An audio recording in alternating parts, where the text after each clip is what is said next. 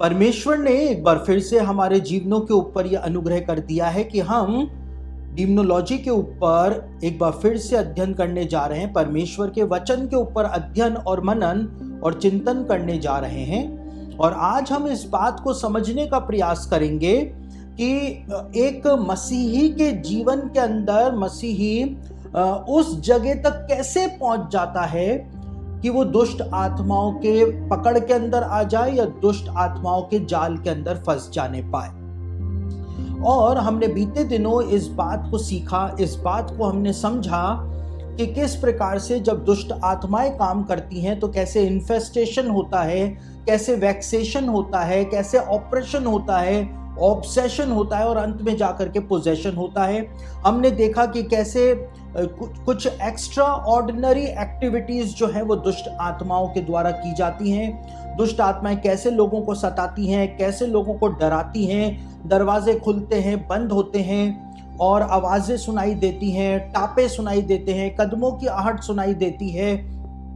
अलग अलग बातें हमने सीखी, हमने जानी कि दुष्ट आत्माएं जहाँ पर होती हैं वहाँ पर बदबू फैलाती हैं, अलग अलग तरह की बदबू फैलाती हैं। लड़कियों को अट्रैक्ट करने के लिए, लड़कियों के शरीरों के ऊपर कब्जा करने के लिए वो खुशबू फैलाती हैं। और वो सारी बातें जो थी वो हमने बीते अध्ययन के अंदर समझी थी।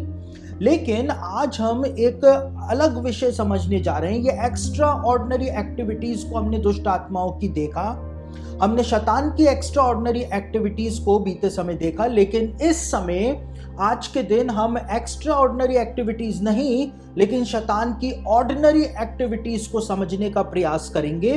और क्यों करेंगे, मैं आपको वो बात समझाने का प्रयास करूंगा कि एक मसीही आखिर उस जगह तक पहुंचता कैसे, एक व्यक्ति उस जगह तक आखिर पहुंचता कैसे है कि वो डिमोनिक इन्फेस्टेशन में, वैक्सेशन में, ऑपरेशन में और या ऑब्सेशन के अंदर आ जाए। वहां तक पहुंचता कैसे, कारण क्या है कि एक मसीही भी पोजेशन तक नहीं लेकिन ऑब्सेशन तक कैसे पहुंच जाता है, डिमोनिक ऑब्सेशन तक कैसे पहुंच जाता है। एक व्यक्ति जो दुष्ट आत्मा ग्रसित हो जाता है वो वहां तक कैसे पहुंच जाता है, शुरुआत कहां से होती है, कहां पर गलती होती है, कहां पर विश्वासियों के जीवन के अंदर गलतियां हो जाती हैं जिसकी वजह से वो शैतान के और दुष्ट आत्माओं के जाल के अंदर अपने कदमों को फंसा देते हैं। हम उस शुरुआत को आज समझने का प्रयास करेंगे।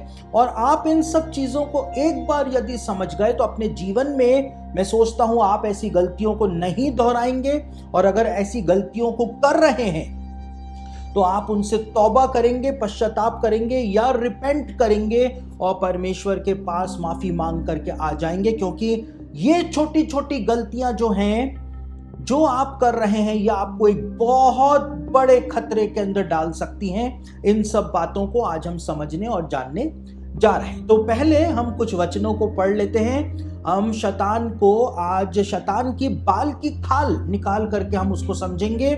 और शैतान के बारे में जो बात बाइबल के अंदर लिखी हुई है, जिन वचनों को जब एक्सोर्सिज्म के दौरान बोला जाता है तो दुष्ट आत्माएं जो हैं इन वचनों को सुन करके तड़प जाती हैं। वो चाहती हैं कि ये वचन नहीं पढ़े जाएं, लेकिन जब दुष्ट आत्मा को निकालने वाला पादरी या प्रचारक या प्रीस्ट इन वचनों को पढ़ता है तो दुष्ट आत्माएं जो हैं उनको ऐसी पीड़ा होती है जो कि वर्णन से बाहर होता है। तो प्रकाशित वाक्य उसका 12 अध्याय और उसके 7 से लेकर 9 वचन इस समय मैं आपके सामने पढ़ रहा हूं। वहां पर एक बहुत महत्वपूर्ण बात बताई हुई है। प्रकाशित वाक्य उसका 12 अध्याय 7 से लेकर 9 में क्या लिखा हुआ है। फिर स्वर्ग में लड़ाई हुई, मिकाएल और उसके स्वर्गदूत अजगर से लड़ने को निकले और अजगर और उसके दूत उससे लड़े परंतु प्रबल ना हुए और स्वर्ग में उनके लिए फिर जगह ना रही। तब वह बड़ा अजगर अर्थात वही पुराना सांप जो इब्लिस और शैतान कहलाता है और सारे संसार का भरमाने वाला है, पृथ्वी पर गिरा दिया गया और उसके दूत उसके साथ गिरा दिए गए। तो आज परमेश्वर के वचन से हम इन्हीं वचनों को आधार बना करके अपने अध्ययन को आगे बढ़ाएंगे। और यहाँ इन वचनों के अंदर शैतान के बारे में बताया गया है और उसको वही पुराना सांप बोला गया है। वही पुराना सांप यानी वो पुराना सांप है और उसकी पहचान बताई है कि वो इब्लिस और शैतान कहलाता है। यानी कि शैतान को जब यहां पर पुराना सांप बोला है, यानी अदन की वाटिका के अंदर जो सांप था, उससे शैतान को चित्रित किया गया है कि ये वही पुराना सांप है जिसने अदन की वाटिका में हवा को बहकाया, आदम को भी बहकवा दिया हवा के द्वारा। तो उसी पुराने सांप शैतान के बारे में, इब्लिस के बारे में यहां पर प्रकाशित वाक्य में बताया गया है। यानी कि प्रकाशित वाक्य एक झलक हमको प्रदान कर रहा है। प्रकाशित वाक्य इस बात को बता रहा है कि ये वही शैतान है, ये वही सांप है जो कि उत्पत्ति की पुस्तक में था, सृष्टि के आरंभ के अंदर था, और ये वही शैतान है, ये वही इब्लिस है, पुराना सांप है, जो अब जगत के अंत में भी कार्य करता हुआ, लड़ाई करता हुआ, परमेश्वर का विरोध करता हुआ दिखाई दे रहा है। तो एक झलक यूहन्ना ने हमको वहां पर बताई है, और यूहन्ना ने जो झलक हमको बताई है उससे हमको एक और बात समझ में आ जाती है कि शैतान जो है, जो उसने उत्पत्ति के पुस्तक में जो काम किया, वही काम जो है वो अंत के दिनों के अंदर भी वो करेगा। यानी कि उसकी तरकीबें जिनके द्वारा उसने आदम और हवा को फंसाया, मानव जाति को पाप में गिराया और पूरी मानव जाति को उसने श्रापित करवा दिया, यूहन्ना ने एक संकेत दिया है कि शैतान की वो तरकीबें जो हैं, वो वही तरकीबें अंत के दिनों में भी वो अपनाएगा, और उन्हीं तरकीबों के द्वारा, उन्हीं ट्रिक्स के द्वारा वो इंसान को फिर से परमेश्वर से दूर ले जाने का प्रयास करेगा। और जो तरकीबें शैतान ने आदम और हवा के खिलाफ इस्तेमाल करी, वही तरकीबें शैतान मानव इतिहास में हर इंसान के खिलाफ इस्तेमाल करता हुआ आया है, हर इंसान के खिलाफ। आदम और हवा की जो इंटीमेसी परमेश्वर के साथ थी, घनिष्ठता परमेश्वर के साथ थी, वो शैतान ने पूरी तरह से तोड़वा दी थी। और यही काम उसने आदम और हवा के साथ जो किया था, वही वो हर एक विश्वासी के साथ, हर एक इंसान के साथ करता है कि परमेश्वर से वो इंसान को दूर लेकर के चला जाता है, वो इंसान को पाप करने की अगुवाई देता है। कई सारे लोग जब पाप करते हैं आज कलीसियाओं के अंदर, तो वो कहते हैं कि पवित्र आत्मा ने हमको ऐसी अगुवाई दी। पवित्र आत्मा कभी भी आपको पाप करने की अगुवाई नहीं देगा। शैतान जो है वो पाप करने की अगुवाई देता है, शैतान जो है वो पाप करने का लालच देता है। और एक बार जब हम पाप कर देते हैं, और उसके बाद जितनी बार हम पाप करते हैं, हर बार जब हम पाप करते चले जाते हैं, शैतान की पकड़ जो है वो हमारे ऊपर और मजबूत होती चली जाती है।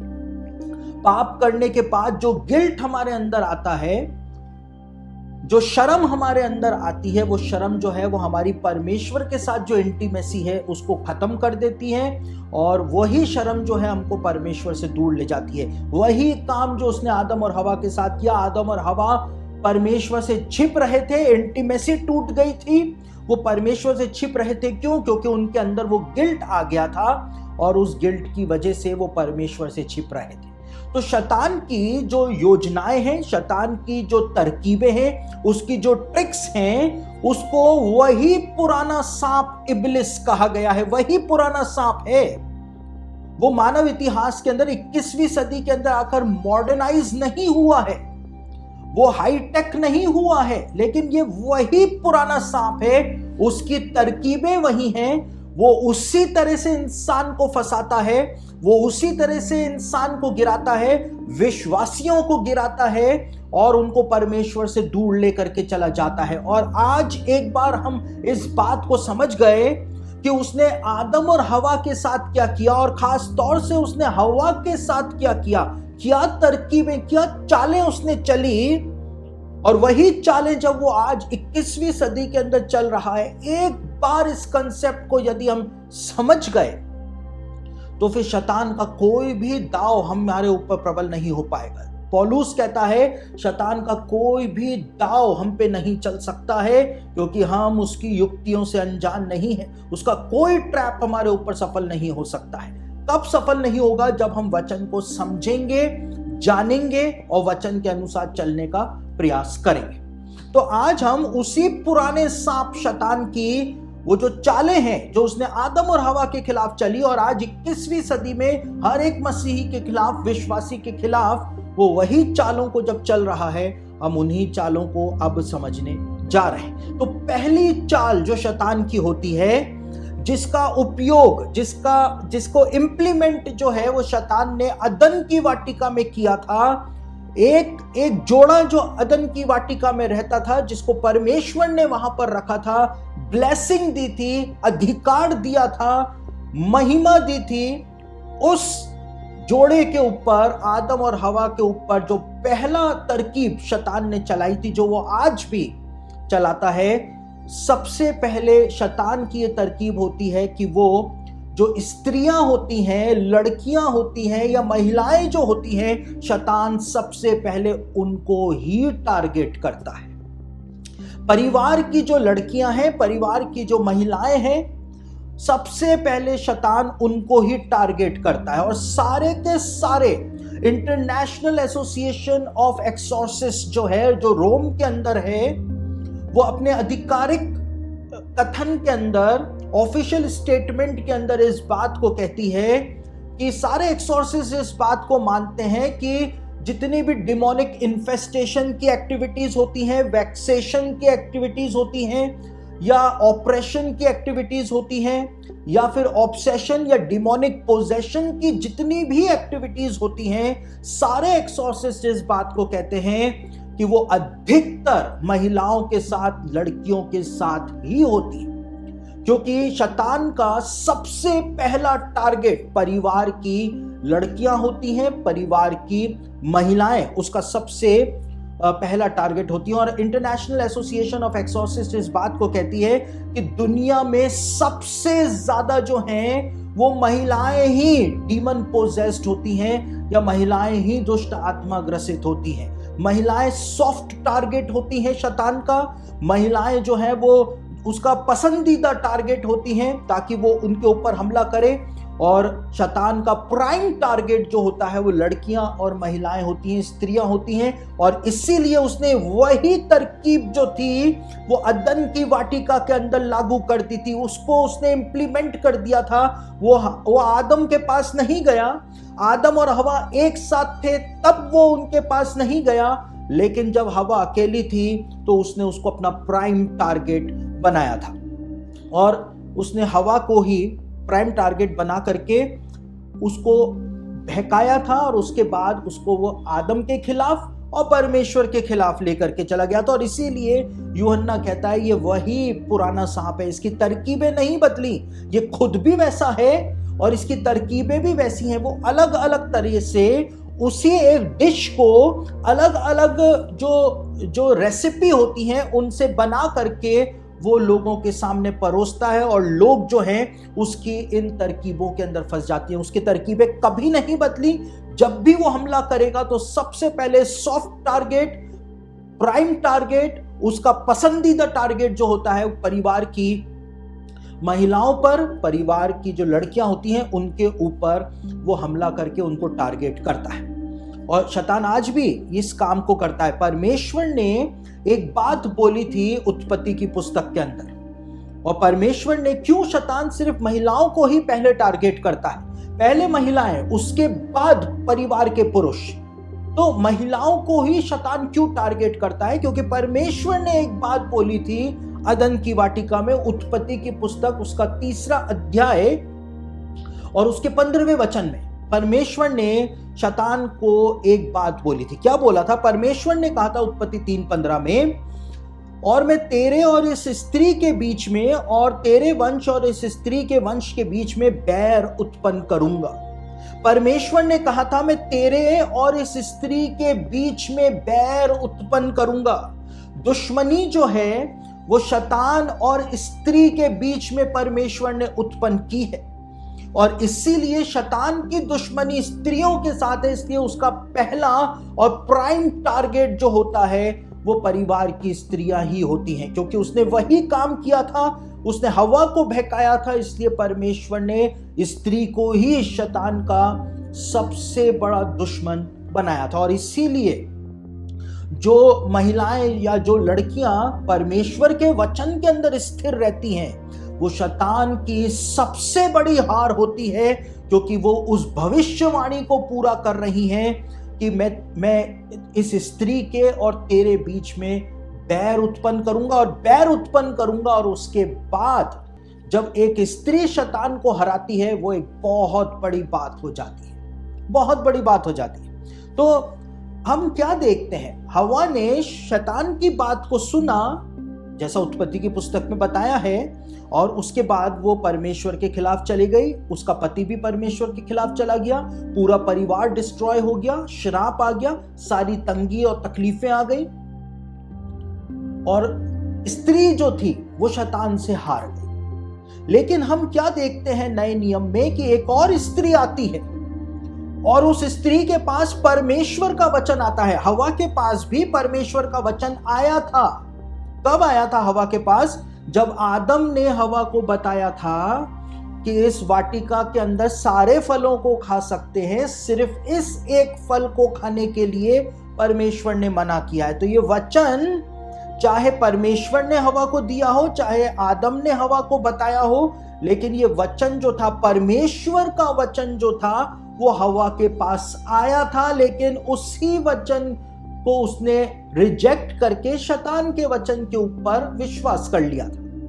लेकिन एक दूसरी स्त्री आती है, एक मानव इतिहास के 4000 सालों के बाद एक दूसरी स्त्री आती है जिसके पास परमेश्वर का वचन आता है। वो कुंवारी लड़की थी, मां मरियम थी, और जब उसको परमेश्वर का वचन दिया जाता है तो वो क्या बोलती है? वो कहती है, मुझे तेरे वचन के अनुसार हो। वो परमेश्वर के वचन को एक्सेप्ट कर लेती है, और जब वो परमेश्वर के वचन को एक्सेप्ट कर लेती है, इसीलिए लूका रचित सुसमाचार उसका पहला अध्याय उसके 42वें वचन के अंदर क्या लिखा है?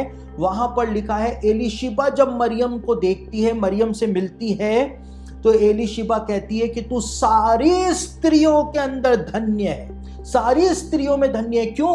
क्योंकि वो स्त्री जो आदि माता थी, उसने परमेश्वर का वचन लेने के बावजूद उसको तुच्छ जाना था, लेकिन तू इतनी धन्य स्त्री है कि तूने परमेश्वर का वचन जब एक्सेप्ट किया, वो शैतान को तूने वहीं पर ही हरा दिया, क्योंकि शैतान और स्त्री की दुश्मनी परमेश्वर के द्वारा उत्पन्न की गई है। और इसीलिए हम देखते हैं कि जब महिलाएं और लड़कियां पवित्रता के अंदर जीवन व्यतीत करती हैं, वो शैतान की सबसे बड़ी हार होती है। तो शैतान की तरकीब जो है वो वही है। शैतान जो है, परिवार की जो महिला होती है, चाहे वो पत्नी हो, बेटी हो, माँ हो, सबसे पहले उसको टारगेट करता है, और उसके बाद वो स्त्री जो होती है परिवार की, वो परमेश्वर के वचन को तुच्छ जानती है, और इसीलिए वो शैतान के फंदे के अंदर फंस जाती है, इसीलिए फंस जाती है।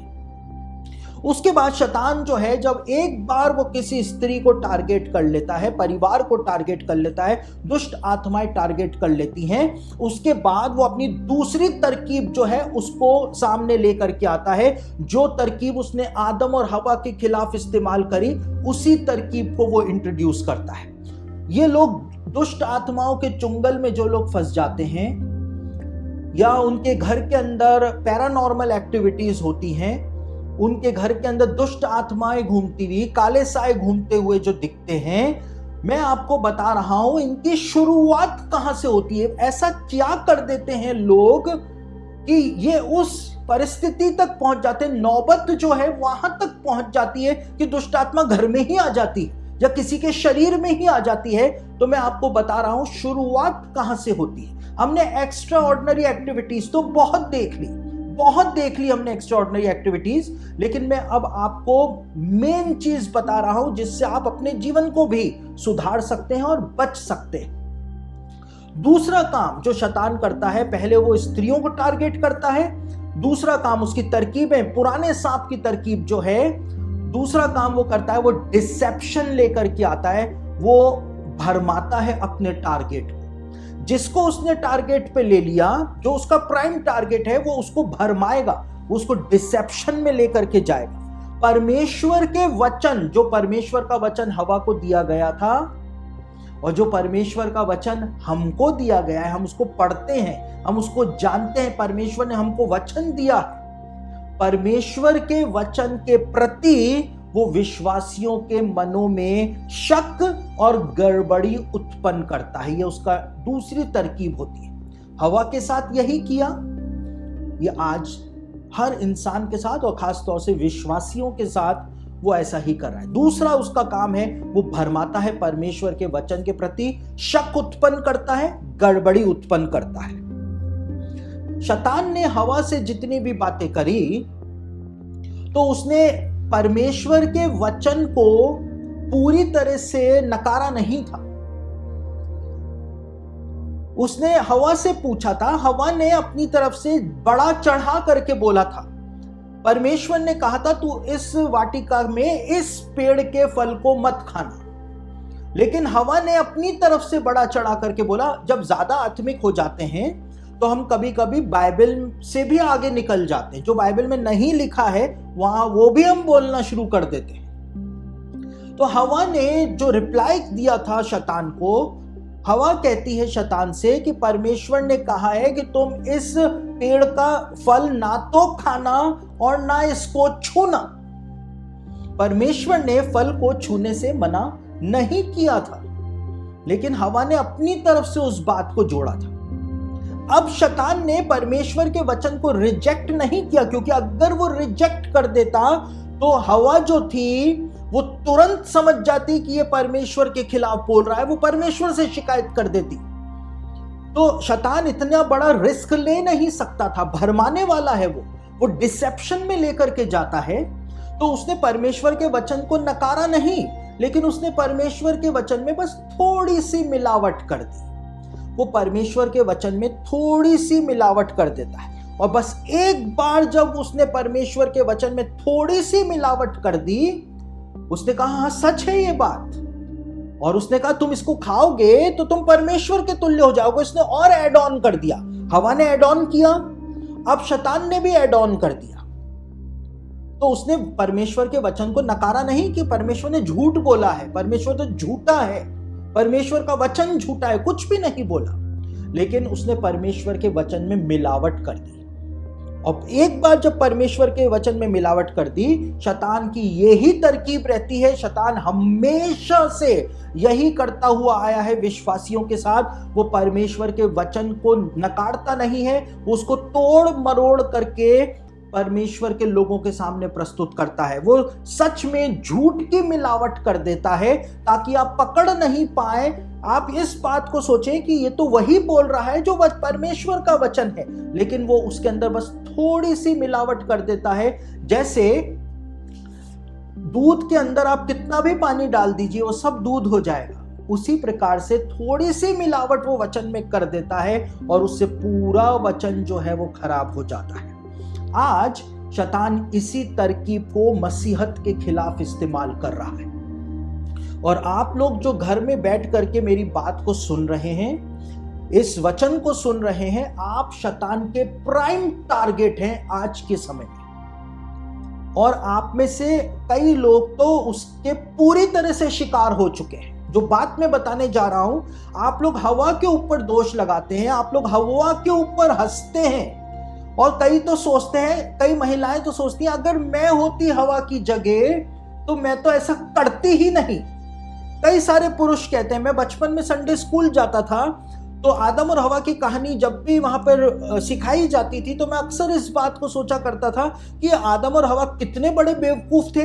मैं इनकी जगह होता तो मैं तो कभी ऐसा नहीं करता। तो मैं छोटा था, मैं सोचता था, हर इंसान के मन में ये बात जरूर से आती है कि मैं आदम और हवा की जगह होता तो ये गलती नहीं करता। लेकिन आज आप वही गलती कर रहे हैं। शैतान परमेश्वर के वचन के अंदर थोड़ी सी मिलावट करके उस पूरे वचन को सड़ा करके आपको दे रहा है और आपको पता भी नहीं चल पा रहा है। ये तरकीब उसकी अदन की वाटिका से शुरू हुई थी, ये तरकीब उसकी आज भी चालू है, क्योंकि वो वही पुराना सांप है। आज कई सारे पास्टर हैं, कई सारे प्रचारक हैं, कई सारे बाइबल शिक्षक हैं जो परमेश्वर के वचन का ही प्रचार कर रहे हैं।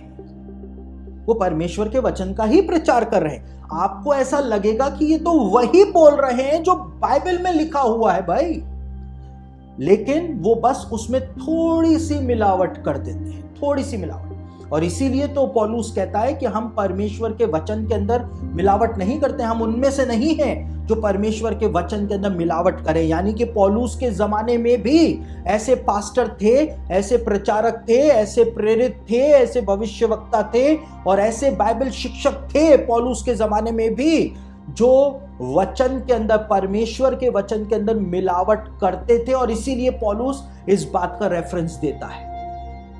और आपको ऐसा लगेगा कि आप तो परमेश्वर का वचन ही सुन रहे हैं, परमेश्वर ने जो बोला उसी को इतना सुंदर तरीके से आपके सामने रखा जा रहा है, लेकिन वो लोग बड़ी ही चतुराई से थोड़ी सी परमेश्वर के वचन के अंदर मिलावट कर देते हैं ताकि आपको वही सुनाई दे जो आप सुनना चाहते हैं। वो आपको वही सुनाते हैं जो आप सुनना चाहते हैं और आप उनकी जाल के अंदर फंस जाते हैं, आपको पता भी नहीं चल पाता है। कुछ उदाहरण मैं आपको देता हूं ताकि आप इस बात को पकड़ सकें कि कहीं आप तो ऐसे मिलावटी वाले वचन सुन करके शैतान के फंदे में फंस तो नहीं रहे। क्या होता है, कई सारे आज पास्टर हैं जो आपको संदेश सुनाते हैं, आपको कहते हैं परमेश्वर आपकी ओर से युद्ध लड़ेगा। तो ये सच है, ये परमेश्वर का वचन कहता है, परमेश्वर के वचन में लिखा है कि परमेश्वर अपने लोगों की तरफ से युद्ध लड़ता है, इसमें कुछ भी झूठ नहीं है। लेकिन इसमें मिलावट क्या है, इसमें झूठ क्या है? इसमें झूठ ये है, इसमें मिलावट ये है कि वो ये नहीं बता रहे हैं कि यदि आपके जीवन में पाप होगा और आपका जीवन योग्य नहीं होगा तो परमेश्वर आपकी तरफ से युद्ध नहीं लड़ेगा। भाई, परमेश्वर ने इजराइलियों की तरफ से युद्ध लड़ा, परमेश्वर ने उनको कनान देश में ले जाकर के बसाया, कनान देश की जो जातियां थी उनके खिलाफ परमेश्वर खुद लड़ा। लेकिन हम क्या देखते हैं, जब बेबीलोन की सेना आई तो परमेश्वर इजराइलियों की तरफ से नहीं लड़ा, अशुर की सेना आई तो परमेश्वर इजराइलियों की तरफ से नहीं लड़ा, जब रोमन सेना ने 2000 साल पहले तहस नहस करके रख दिया पवित्र भूमि को तो परमेश्वर उनकी तरफ से नहीं लड़ा। क्यों नहीं लड़ा? क्योंकि उनका जीवन पाप के अंदर डूबा हुआ था, वो परमेश्वर के वचन के अंदर जो आज्ञाएं लिखी हुई हैं उनका पालन नहीं कर रहे थे, परमेश्वर उनकी ओर से नहीं लड़ा। तो जो आपको बोल रहा है परमेश्वर आपकी ओर से युद्ध लड़ेगा, तो यह बात सच है, लेकिन वो मिलावट कर रहा है, उसके अंदर थोड़ी सी मिलावट, शैतान की तरह उसके अंदर मिलावट कर रहा है। और वो आपको नहीं बता रहा है कि इसके अंदर भी एक कंडीशन पाई जाती है, परमेश्वर कब आपकी तरफ से युद्ध लड़ेगा, वो नहीं बता रहे। कई सारे ऐसे प्रचारक आ गए हैं जो कहते हैं कि यदि आप व्यभिचार के पाप में हैं तो परमेश्वर आपको माफ करेगा, यीशु मसीह आपको माफ करेगा। तो वो माफ तो करेगा, ये सच बात है, ये बिल्कुल सच बात है, इसमें कोई झूठी बात नहीं है। लेकिन वो आपको ये नहीं बता रहे हैं, इसमें मिलावट क्या है? इसमें मिलावट यह है कि वो आपको ये नहीं बता रहे हैं कि अगर इसी पाप को कंटिन्यू करते रहोगे तो फिर परमेश्वर तुम्हारे साथ क्या करेगा। वो पाप को पालना सिखा रहे हैं कि व्यभिचार करोगे तो प्रभु तुमको माफ कर देगा, लेकिन बता नहीं रहे कि इसको छोड़ो जल्दी, इसमें से निकलो बाहर, वरना परमेश्वर तुम्हारे ऊपर जो दंड भेजेगा उसको तुम सहन नहीं कर पाओगे। तो ये परमेश्वर का वचन है जो आप सुन रहे हैं, वो परमेश्वर का ही वचन का प्रचार करते हैं, लेकिन उसके अंदर शैतान थोड़ी सी मिलावट करवा देता है। और देखिए ये बात तो पौलुस ने भी लिखी हुई है, पौलुस कहता है कि इसमें कोई शक नहीं है कि शैतान जो है वो यीशु मसीह के प्रेरितों का भी रूप धारण कर सकता है, अपोस्टल्स का, यानी कि वो पतरस और यूहन्ना और याकूब, ये प्रेरित जो थे इनका रूप भी धारण कर सकता है और बहुत पवित्र अपने आप को दिखा सकता है, वो यीशु मसीह के समान अपने स्वभाव को दिखा सकता है। लेकिन तुमको जानना पड़ेगा, तुमको जांचना पड़ेगा, क्योंकि जैसे हवा को शैतान ने परमेश्वर का वचन दे करके ही भरमा दिया था थोड़ी सी मिलावट करके, आज वैसी ही मिलावटें जो हैं वो की जा रही हैं।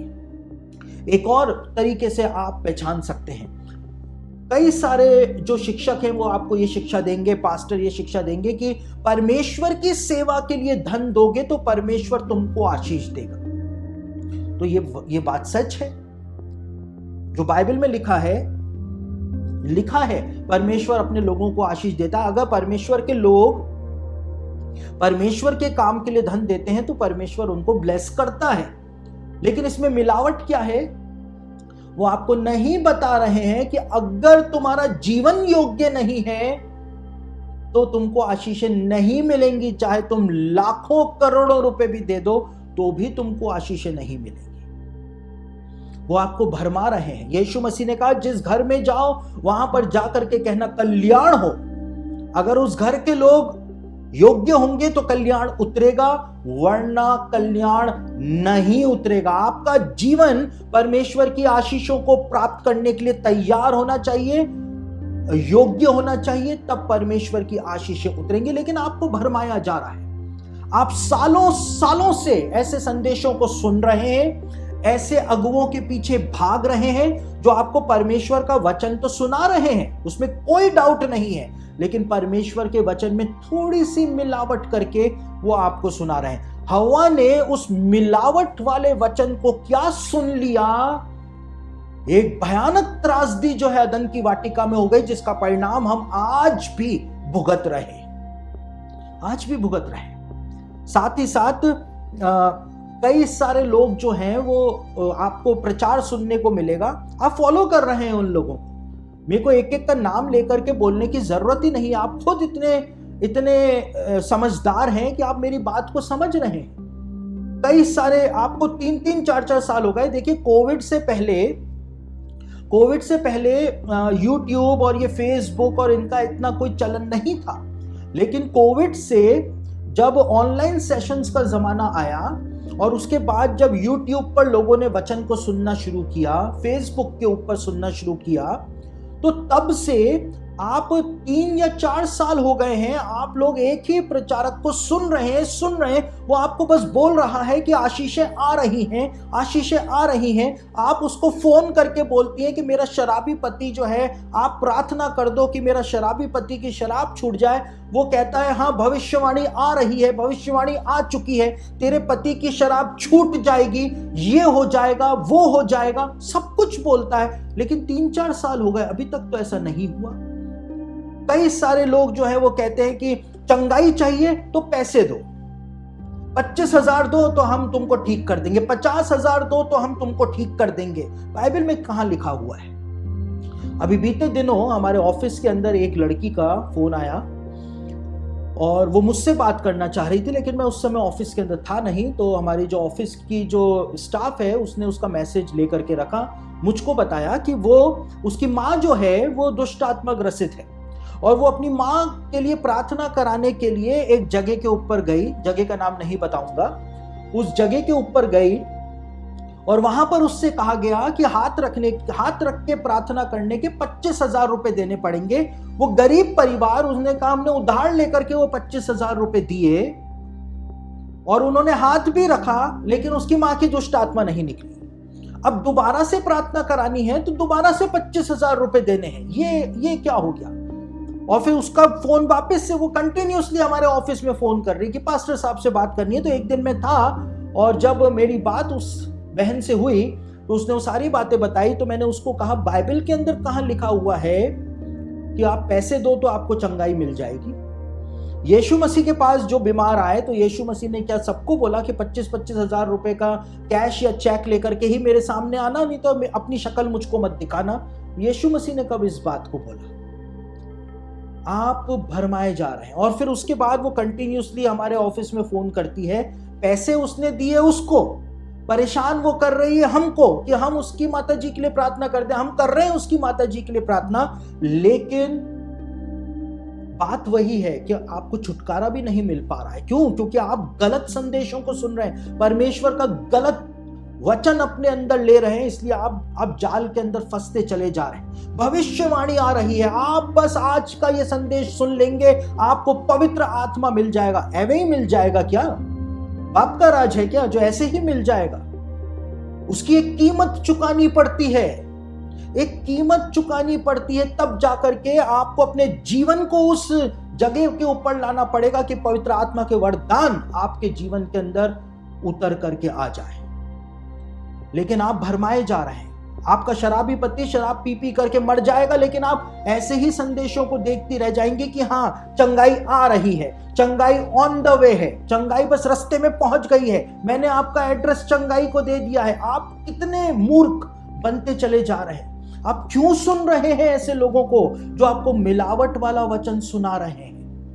आपके पास कॉमन सेंस है, आप क्यों इतने मूर्ख बनते चले जा रहे हैं? अगर आप 3 या 4 साल से किसी को कंटिन्यूअसली सुन रहे हैं और आपकी बीमारियां दूर नहीं हो रही हैं, आपके घर के अंदर शांति, आशीष, चंगाई नहीं प्राप्त हो पा रही है, तो बंद कर दीजिए उन संदेशों को सुनना, क्योंकि वो मिलावट वाला वचन है जो आपका उद्धार नहीं कर रहा है। यीशु मसीह के पास कोई भी अपनी दुखड़ा लेकर के आया, बीमारी लेकर के आया, तो यीशु मसीह ने कहा, अच्छा तुमको मिर्गी का रोग है, ठीक है, तुम्हारी चंगाई आ रही है, तुम्हारी चंगाई ऑन द वे है, भविष्यवाणी का वचन तुमको मिल चुका है, ये हो चुका है। यीशु मसीह ने कब कहा? यीशु मसीह ने इंस्टेंटली उनको चंगा करके वहां से भेजा। यानी कि आप भरमाने में आ रहे हैं। आप क्या कर रहे हैं? थोड़ा सा सेल्फ एग्जामिन करें खुद को कि आपने क्या कर दिया है बीते 2-4 सालों के अंदर। अपने आत्मिक जीवन को डिस्ट्रॉय कर लिया। आप आशीषों वाले संदेश सुन रहे हैं। ऐसे जो मिलावट वाले वचन देने वाले होते हैं वो आपको लॉलीपॉप देते हैं, मीठी मीठी लॉलीपॉप देते हैं कि बस अब चंगाई आपके दरवाजे पर खड़ी है, अब बस आशीषें आपके दरवाजे के ऊपर खड़ी हुई हैं। कुछ नहीं मिल रहा है, ना तो चंगाई मिल रही है, ना आशीष मिल रही है, ना नौकरियां लग रही हैं, ना बेटियों की शादियां हो रही हैं, ना बेटों की शादियां हो रही हैं, ना आपकी सैलरी के ऊपर ब्लेसिंग आ रही है। आप कितने भी दशमांश दे दें, 25-25 हजार रुपए बांट दें अपने चर्च में देने के लिए, तो आपके पास पैसे हैं नहीं, लेकिन हाथ रखवाने के लिए आप 25 हजार दे देंगे और उसके बाद गालियां उनको ही बकेंगे जिनको 25 हजार आप दे करके आए। तो आप शैतान के प्राइम टारगेट हैं इस समय। और प्राइम टारगेट कौन है? परिवार के अंदर महिलाएं हैं प्राइम टारगेट, क्योंकि वो ही ऐसे संदेशों को घर में लेकर के आई हैं, वो ही लेकर के आई हैं। उनके पति भी ऐसे प्रचारकों को सुनने से मना करते हैं, लेकिन वो उनकी भी नहीं सुनती है। क्यों? क्योंकि वो शैतान के भरमाने के अंदर है। वही तो प्राइम टारगेट है, उसी को तो शैतान ने टारगेट किया अदन की वाटिका में। और जितनी भी महिलाएं हैं, लड़कियां हैं, जवान लड़कियां हैं, वो ऐसे ही संदेशों को सुनती हैं, बार बार सुनती हैं। उनको ऑब्सेशन हो जाता है, सनक चढ़ जाती है कि बस ये ही मोहते सही हैं, जबकि वो गलत संदेश सुन रही है, क्योंकि उनको कुछ भी नहीं मिल रहा है। आप उनके संदेशों को सुन रहे हैं, आपको ब्लेसिंग नहीं मिल रही है, आपको शांति नहीं मिल रही है, आपका शराबी पति शराब नहीं छोड़ रहा है, तो उनको सुनना बंद कर दीजिए, वरना हालात जो हैं वो बद से बदतर होते चले जाएंगे। पवित्र आत्मा ऐसे नहीं मिलेगा। पवित्र आत्मा देने का काम सिर्फ यीशु मसीह का है। अगर आपका जीवन योग्य है, यीशु मसीह को लगेगा कि हाँ समय आ गया है कि मैं इसको पवित्र आत्मा से भर दूं, वो आपको घर बैठे भर देगा। आपको मुझसे भी प्रार्थना कराने की जरूरत नहीं पड़ेगी, वो आपको घर बैठे चंगा कर देगा, वो आपको घर बैठे शांति और आशीष से परिपूर्ण कर देगा। आपकी नौकरियां लग जाएंगी। आप जो रोते फिर रहे हैं वो सब कुछ आप ऐसे प्रचारकों के, ऐसे पास्टरों के चुंगल के अंदर फंस गए हैं 3-4 सालों से। चुंगल में, उनकी पकड़ के अंदर फंस गए हैं। और इसीलिए यहेजकेल की पुस्तक के शायद 22वें अध्याय के अंदर परमेश्वर कहता है कि ये याजक लोग जो हैं, भविष्यवक्ता जो हैं, इन्होंने इनको जकड़ लिया है, मेरी प्रजा को इन्होंने जकड़ लिया है और ये इनको जाने नहीं दे रहे हैं। शैतान के ट्रैप के अंदर आप लोग फंस रहे हैं। हवा ने और आदम ने भी, सबसे पहले हवा ने क्योंकि महिला थी, उसके बाद आदम ने उस वचन पे, उस मिलावट वाले वचन के ऊपर विश्वास कर लिया था। और एक बार जब विश्वास कर लिया तो क्या हुआ? आज हम देख रहे हैं कि हमारी क्या हालत है। यीशु मसीह को आना पड़ गया। आज भी हम बीमारियों के अंदर फंसे हुए हैं। आज भी लोग, और देखिए हमारे पास तो आप कहें कि पास्टर साहब ऐसा नहीं होता है, तो मैं तो मानने को तैयार ही नहीं हूं। हमारे पास एक दिन में 1500 से 1600 कॉल्स आते हैं ऑफिस के अंदर, बल्कि उससे भी ज्यादा आते होंगे। और इतने कॉल्स आते हैं, मसीहों के कॉल्स आते हैं, सिर्फ मसीहों के कॉल्स आते हैं। और मसीही लोग कहते हैं, पास्टर जी हम परेशान हैं, वो दुष्ट आत्मा है, वो बीमारी है, पास्टर जी ये है, पास्टर जी वो है। आप सोचिए, मसीही हैं, उद्धार पाया है और क्लेम कर रहे हैं कि चंगाइयां ऑन द वे हैं, आशीषें ऑन द वे हैं, उसके बावजूद परेशान है। जब यीशु मसीह के होकर के इतना ज्यादा आप परेशान हैं, आप घंटों घंटों संदेशों को YouTube के माध्यम से सुन रहे हैं, अलग अलग मीटिंग्स में आप वचन को सुन रहे हैं, लेकिन वो वचन आपके जीवन में फ्रूटफुल नहीं हो रहा है, यानी कि आप गलत ट्रैक के ऊपर चल रहे हैं। आपको सही ट्रैक के ऊपर आ जाना चाहिए। और महिलाओं को ये जो टारगेट करता है शैतान, जो अदन की वाटिका में उसने किया, पौलुस ने भविष्यवाणी करके तीमुथियुस को बताया था कि अंत के दिनों में शैतान वापस से लड़कियों को और महिलाओं को टारगेट करेगा। कहां पर लिखा है? आप कहेंगे पास्टर जी झूठ बोल रहे हैं। मैं बता देता हूं, दूसरा तीमुथियुस उसका 3 अध्याय 6 और 7 वचन के अंदर लिखा हुआ है। दूसरा तीमुथियुस 3 अध्याय 6 और 7 वचन में क्या लिखा है, आपके सामने पढ़ रहा हूं। पौलुस कहता है, इन्हीं में से वे लोग, यानी वो झूठे प्रचारक, झूठे पास्टर, झूठे प्रेरित, झूठे भविष्यवक्ता, इन्हीं में से वे लोग जो घरों में दबे पांव घुसाते हैं और उन दुर्बल स्त्रियों को वश में कर लेते हैं। स्त्रियों को, दुर्बल स्त्रियों को, अब ये दुर्बलता जो है वो बीमारी भी हो सकती है, या ये आत्मिक रूप से जो महिलाएं कमजोर हैं उनकी बातचीत भी हो सकती है। तो ऐसे लोग जो है वो घरों में दबे पांव घुसाते हैं और उन दुर्बल स्त्रियों को वश में कर लेते हैं। वो प्राइम टारगेट होती हैं, वो प्राइम टारगेट होती हैं, क्योंकि वो इजीली बुद्धू बन जाती है। हवा इजीली बुद्धू बन गई थी। वश में कर लेते हैं, जो पापों से दबी और हर प्रकार की अभिलाषाओं के वश में है। उन्होंने अपना जीवन परिवर्तित नहीं किया, जीवन के अंदर जो अभिलाषाएं थी उनको नहीं उन्होंने काबू किया, वो पाप को छोड़ करके उस पर कभी जयवंत नहीं हो पाई। तो उनको ऐसे लॉलीपॉप वाले वचन जो होते हैं कि परमेश्वर आपको आशीष देने जा रहा है बहन, और अब तो पवित्र आत्मा आपके ऊपर उतर रहा है बहन, और आपको आपकी तरफ से परमेश्वर युद्ध लड़ेगा मेरी बहन, अगर आप व्यभिचार में हो परमेश्वर आपको माफ करेगा, ये नहीं बताएंगे कि इसको छोड़ो।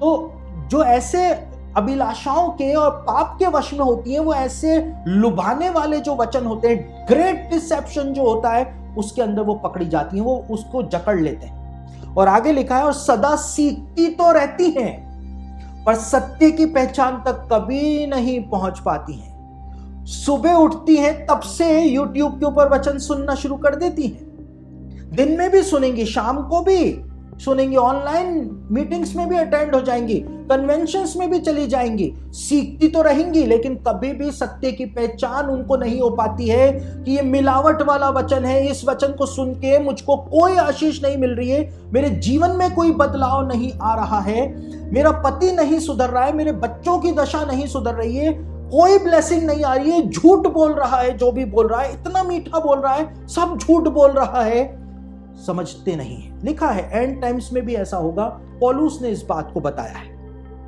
तो पहला काम, पुराने सांप का पहला काम होता है, वो परिवार की महिलाओं को, लड़कियों को टारगेट करता है, सॉफ्ट टारगेट, क्योंकि उसकी दुश्मनी परमेश्वर ने उत्पन्न करी है, तो वो चाहता है स्त्री वर्ग को, महिला वर्ग को नाश करना चाहता है, इसलिए वो प्राइम टारगेट होती है। एक्सोर्सिस्ट कहते हैं कि सबसे ज्यादा दुष्ट आत्मा ग्रसित दुनिया के अंदर महिलाएं होती हैं। दूसरा काम वो क्या करता है, वो परमेश्वर के वचन में मिलावट करता है, वचन को नकारता नहीं है, मिलावट करता है और हमको परमेश्वर के वचन से दूर ले जाता है, डिसेप्शन में ले जाता है। अब तीसरा काम, जब उसका टारगेट उसने चुन लिया, अब वो डिसेप्शन के अंदर ले गया, अब वो तीसरा काम जो उसने अदन की वाटिका में किया था, वही तीसरा काम वो आज भी कर रहा है। तीसरा काम क्या है, वो डिवीजन कर देता है, विभाजन कर देता है। डिसेप्शन ले आया, वो भरमाने में ले आया वचन के द्वारा, उसके बाद वो एक व्यक्ति को, शैतान एक व्यक्ति को परमेश्वर से दूर कर देता है, परमेश्वर से विभाजित कर देता है और दूसरों पर दोष लगाने वाला बना देता है। दूसरों पर दोष लगाने वाला कैसा? जैसे ही डिसेप्शन आया, आदम और हवा ने पाप कर दिया, वो परमेश्वर से दूर हो गए, उसके बाद अब वो दोष लगाने वाले बन गए। शैतान का जो स्वभाव है वो बाइबल के अंदर बताया है, वो दोष लगाने वाला है, वो दोष लगाता है और वो इंसान को भी वैसा ही बना देता है, दूसरों पर दोष लगाने वाला। जैसे ही परमेश्वर ने आदम से कहा कि मैंने तुझे मना किया था, तूने वो फल क्यों खाया, तो आदम जो है, अब यहां पे पारिवारिक कलह आ गई। पति पत्नी के बीच में लड़ाई आ गई, इतना प्रेम करते थे, ये मेरी हड्डियों में की हड्डी और मेरी मांस में का मांस है, ये नर में से निकली है, ये नारी है, ठीक है, इतना प्रेम था। अब आदम क्या कहता है, आदम अब 2 जनों के ऊपर दोष लगाता है, खुद ने पाप कर दिया, अब वो 2 जनों के ऊपर दोष लगा रहा है। किन पे लगा रहा है? जो पत्नी तूने मुझे दी थी उसने मुझसे ये काम करवाया। यानी परमेश्वर भी दोषी है और उसकी पत्नी भी दोषी है, दोनों के ऊपर दोष लगा देता है। परमेश्वर हवा से पूछता है तो हवा दोष लगाती है, हवा कहती है कि सर्प ने मुझको बहका दिया। परमेश्वर सर्प से कहता है तूने ये क्या कर दिया। दोष लगाने वाला स्वभाव जो है वो उत्पन्न हो जाता है। एक बार शैतान ने अपना प्राइम टारगेट सेट कर लिया, एक बार उसने मिलावटी वचन आपके अंदर घोल दिया, आपके अंदर मिला दिया, उसके बाद क्या होगा? पारिवारिक कलह शुरू हो जाएगी। आप सोच रहे हैं कि मैं इतना अच्छा वचन सुन रही हूं, इतना अच्छा वचन सुन रहा हूं, रोज सुन रहा हूं, सुबह शाम सुन रहा हूं, इतने अच्छे प्रभु के दास से सुन रहा हूं, लेकिन मेरे घर के अंदर अशांति ही अशांति है। पति पत्नी के बीच में बन नहीं रही है। आदम और हवा के बीच में लड़ाई हो गई, झूठा वचन उन्होंने एक्सेप्ट किया, पति पत्नी के बीच में लड़ाइयां होनी शुरू हो गई। उसके बाद क्या हुआ? परिवार के अंदर लड़ाई झगड़े आ गए, उसके बाद बीमारियां आ गई। परमेश्वर ने श्राप दिया कि ये जमीन तेरे लिए कांटे और ऊंट कटारे उगाएगी, बीमारियां आ गई।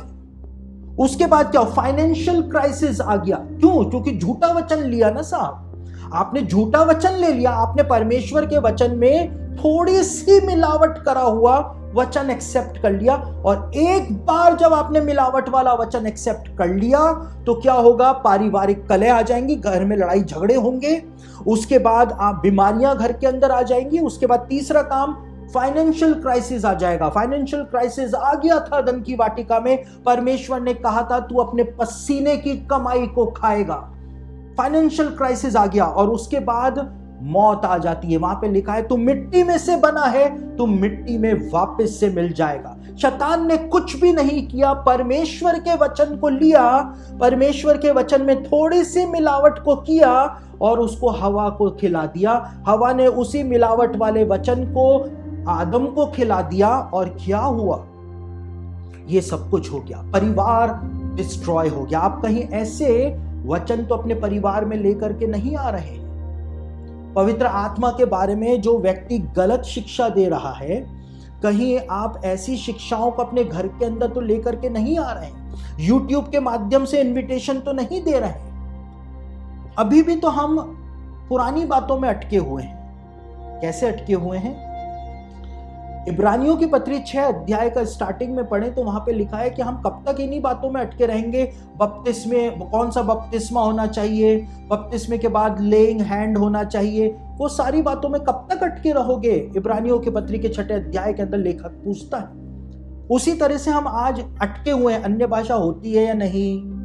अगर मैं नहीं मानता हूं कि अन्य भाषा नहीं है तो मैं उसको लेकर के विवाद करूंगा। मैं मानता हूं कि अन्य भाषा होती है तो मैं उसको लेकर के विवाद करूंगा।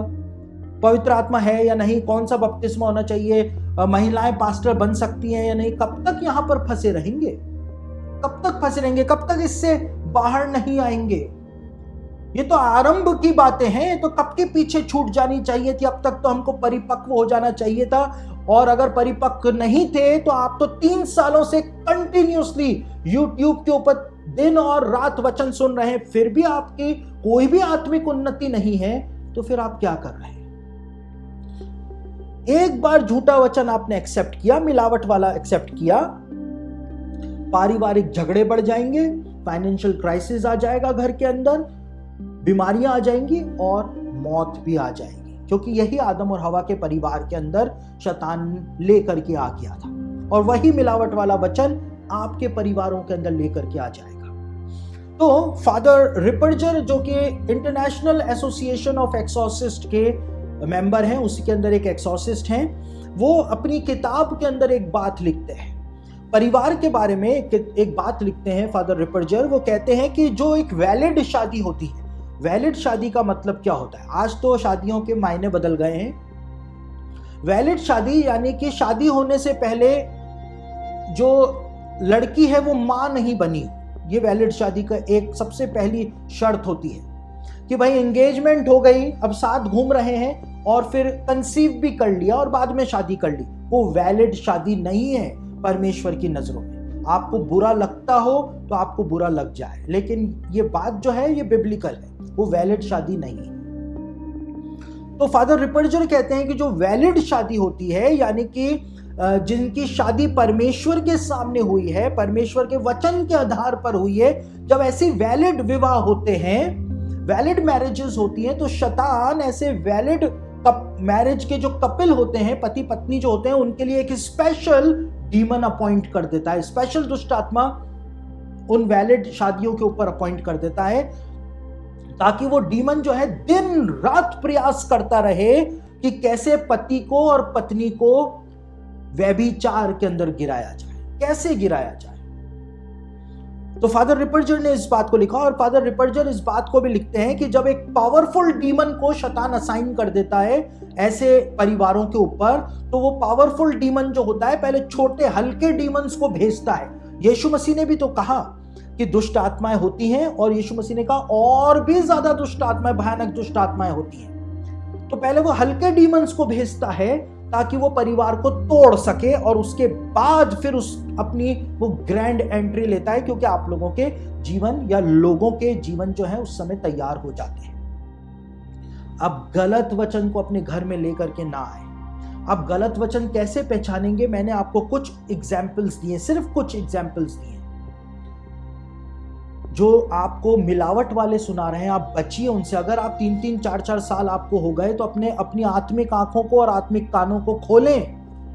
आप सुन रहे हैं, आपको कुछ नहीं मिल रहा है तो छोड़ें उनको, सही वचन को सुने, सही लोगों को ढूंढें जो आपको वचन सुना सकें। आप कहीं पर शैतान के ट्रैप के अंदर अब फंस तो नहीं रहे। उसके बाद जो चौथा काम शैतान ने वहां पर किया अदन की वाटिका में, वो आज यहां पर भी 21वीं सदी में भी करता है। इसीलिए वो वही पुराना सांप है जो इब्लिस और शैतान कहलाता था और आज भी कहलाता है। वो डायवर्जन लेकर के आता है हमारे जीवनों में। डायवर्जन यानी परिवर्तित मार्ग पे ले जाता है। जिस रास्ते के ऊपर हमको चलना है, परमेश्वर चाहता है हम इस रास्ते पे चलें, वो इस रास्ते से डाइवर्ट करके हमको दूसरी तरफ ले जाता है।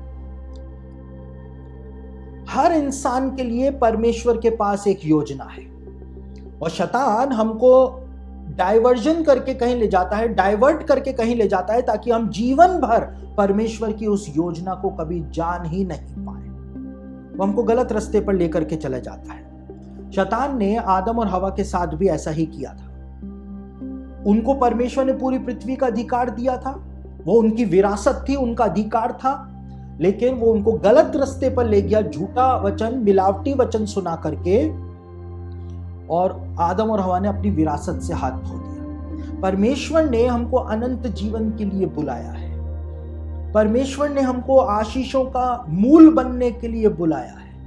परमेश्वर ने हमको भरपूरी के जीवन के लिए बुलाया है, लेकिन शैतान के मिलावटी वचन के अंदर जो हल्की सी थोड़ी सी मिलावट करके वो हमको खिलाता है, उस वचन के ऊपर विश्वास करने के कारण हमको जिस ट्रैक पर चलते चलते आशीष मिलने ही वाली होती है, हम मुड़ करके डाइवर्ट होकर के गलत रास्ते पे निकल जाते हैं। यह आदम और हवा के साथ भी हुआ, और वो आज सबके साथ वही कर रहा है। गलत रास्तों पर जाने की अगुवाई देता है, और खुद से नहीं देता है, वो परमेश्वर के वचन से गलत रास्तों पर जाने की अगुवाई आपको देगा। आप जो वचन सीख रहे हैं वो उससे आपको अगुवाई देगा गलत रास्ते पर जाने की। व्यभिचार कर लूंगा तो परमेश्वर तो माफ कर ही देगा ना, तो एक बार और कर लेता हूं, फिर माफी मांग लूंगा, क्योंकि आपको बताया ही नहीं गया कि उसका परिणाम कितना भयानक होगा। बताया ही नहीं गया है। परमेश्वर के वचन से ही वो आपको गलत रास्ते के ऊपर लेकर के जाएगा। यही तो शैतान का सबसे अद्भुत काम है। ऐसे ही वो सारे संसार का भरमाने वाला नहीं कहलाता है, डिसीवर ऑफ ऑल वर्ल्ड, वो ऐसे ही नहीं कहलाता। वो परमेश्वर के वचन से ही आपको परमेश्वर के खिलाफ ले जाएगा। कैसे ले जाएगा? इजरायलियों ने एक बछड़ा बनाया और इजरायलियों ने उसकी उपासना करनी शुरू कर दी। उस समय मोसेस जो थे वो सीने पर्वत पर थे, और लिखा हुआ है निर्गमन की पुस्तक में कि इजरायलियों ने उस बछड़े की उपासना करनी शुरू करी और यह कहकर उपासना करनी शुरू करी कि ये बछड़ा यहोवा है जो हमको मिस्र देश से छुड़ा करके ले आया। उन्होंने परमेश्वर को नहीं हटाया, उन्होंने यहोवा को दरकिनार नहीं किया, वो यहोवा तो था, लेकिन उन्होंने उस बछड़े को यहोवा बना दिया। समझ रहे आप? परमेश्वर तो था वहां पे, परमेश्वर का नाम तो था, यहोवा नाम तो था, लेकिन उन्होंने कहा ये बछड़ा ही यहोवा है। वो परमेश्वर के वचन से ही परमेश्वर के खिलाफ आपको ले जाए। परमेश्वर ने कहा मैं यहोवा तुमको मिस्र की गुलामी से छुड़ा करके ले आया, वो सत्य वचन है, परमेश्वर ही छुड़ा करके लाया था, लेकिन उन्होंने उस बछड़े का नाम यहोवा रख करके उसकी उपासना करनी शुरू कर दी। परमेश्वर के वचन का इस्तेमाल उन्होंने गलत ट्रैक पर जाकर के कर दिया। उसके बाद अशेरा की उपासना इजरायलियों के द्वारा की जाती थी पुराने नियम काल में, अशेरा की। और इस अशेरा को इजरायली ऐसे ही नहीं पूजा करते थे, लेकिन आप अगर इजरायली इतिहास को पढ़ें, ओल्ड टेस्टामेंट हिस्ट्री को आप पढ़ें, तो अशेरा की उपासना क्या बोल करके की जाती थी इजराइल में? अशेरा की उपासना को वैलिड बना देने के लिए कि अशेरा की उपासना करना गलत नहीं है, अशेरा की उपासना वैलिड बना देने के लिए इजरायली कहा करते थे कि अशेरा यहोवा की पत्नी है।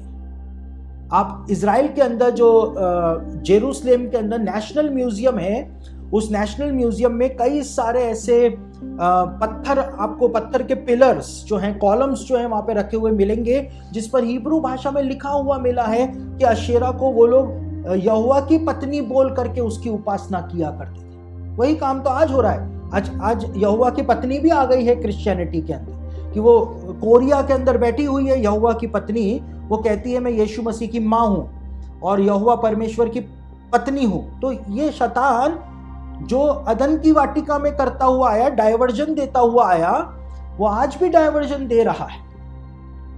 साथ ही साथ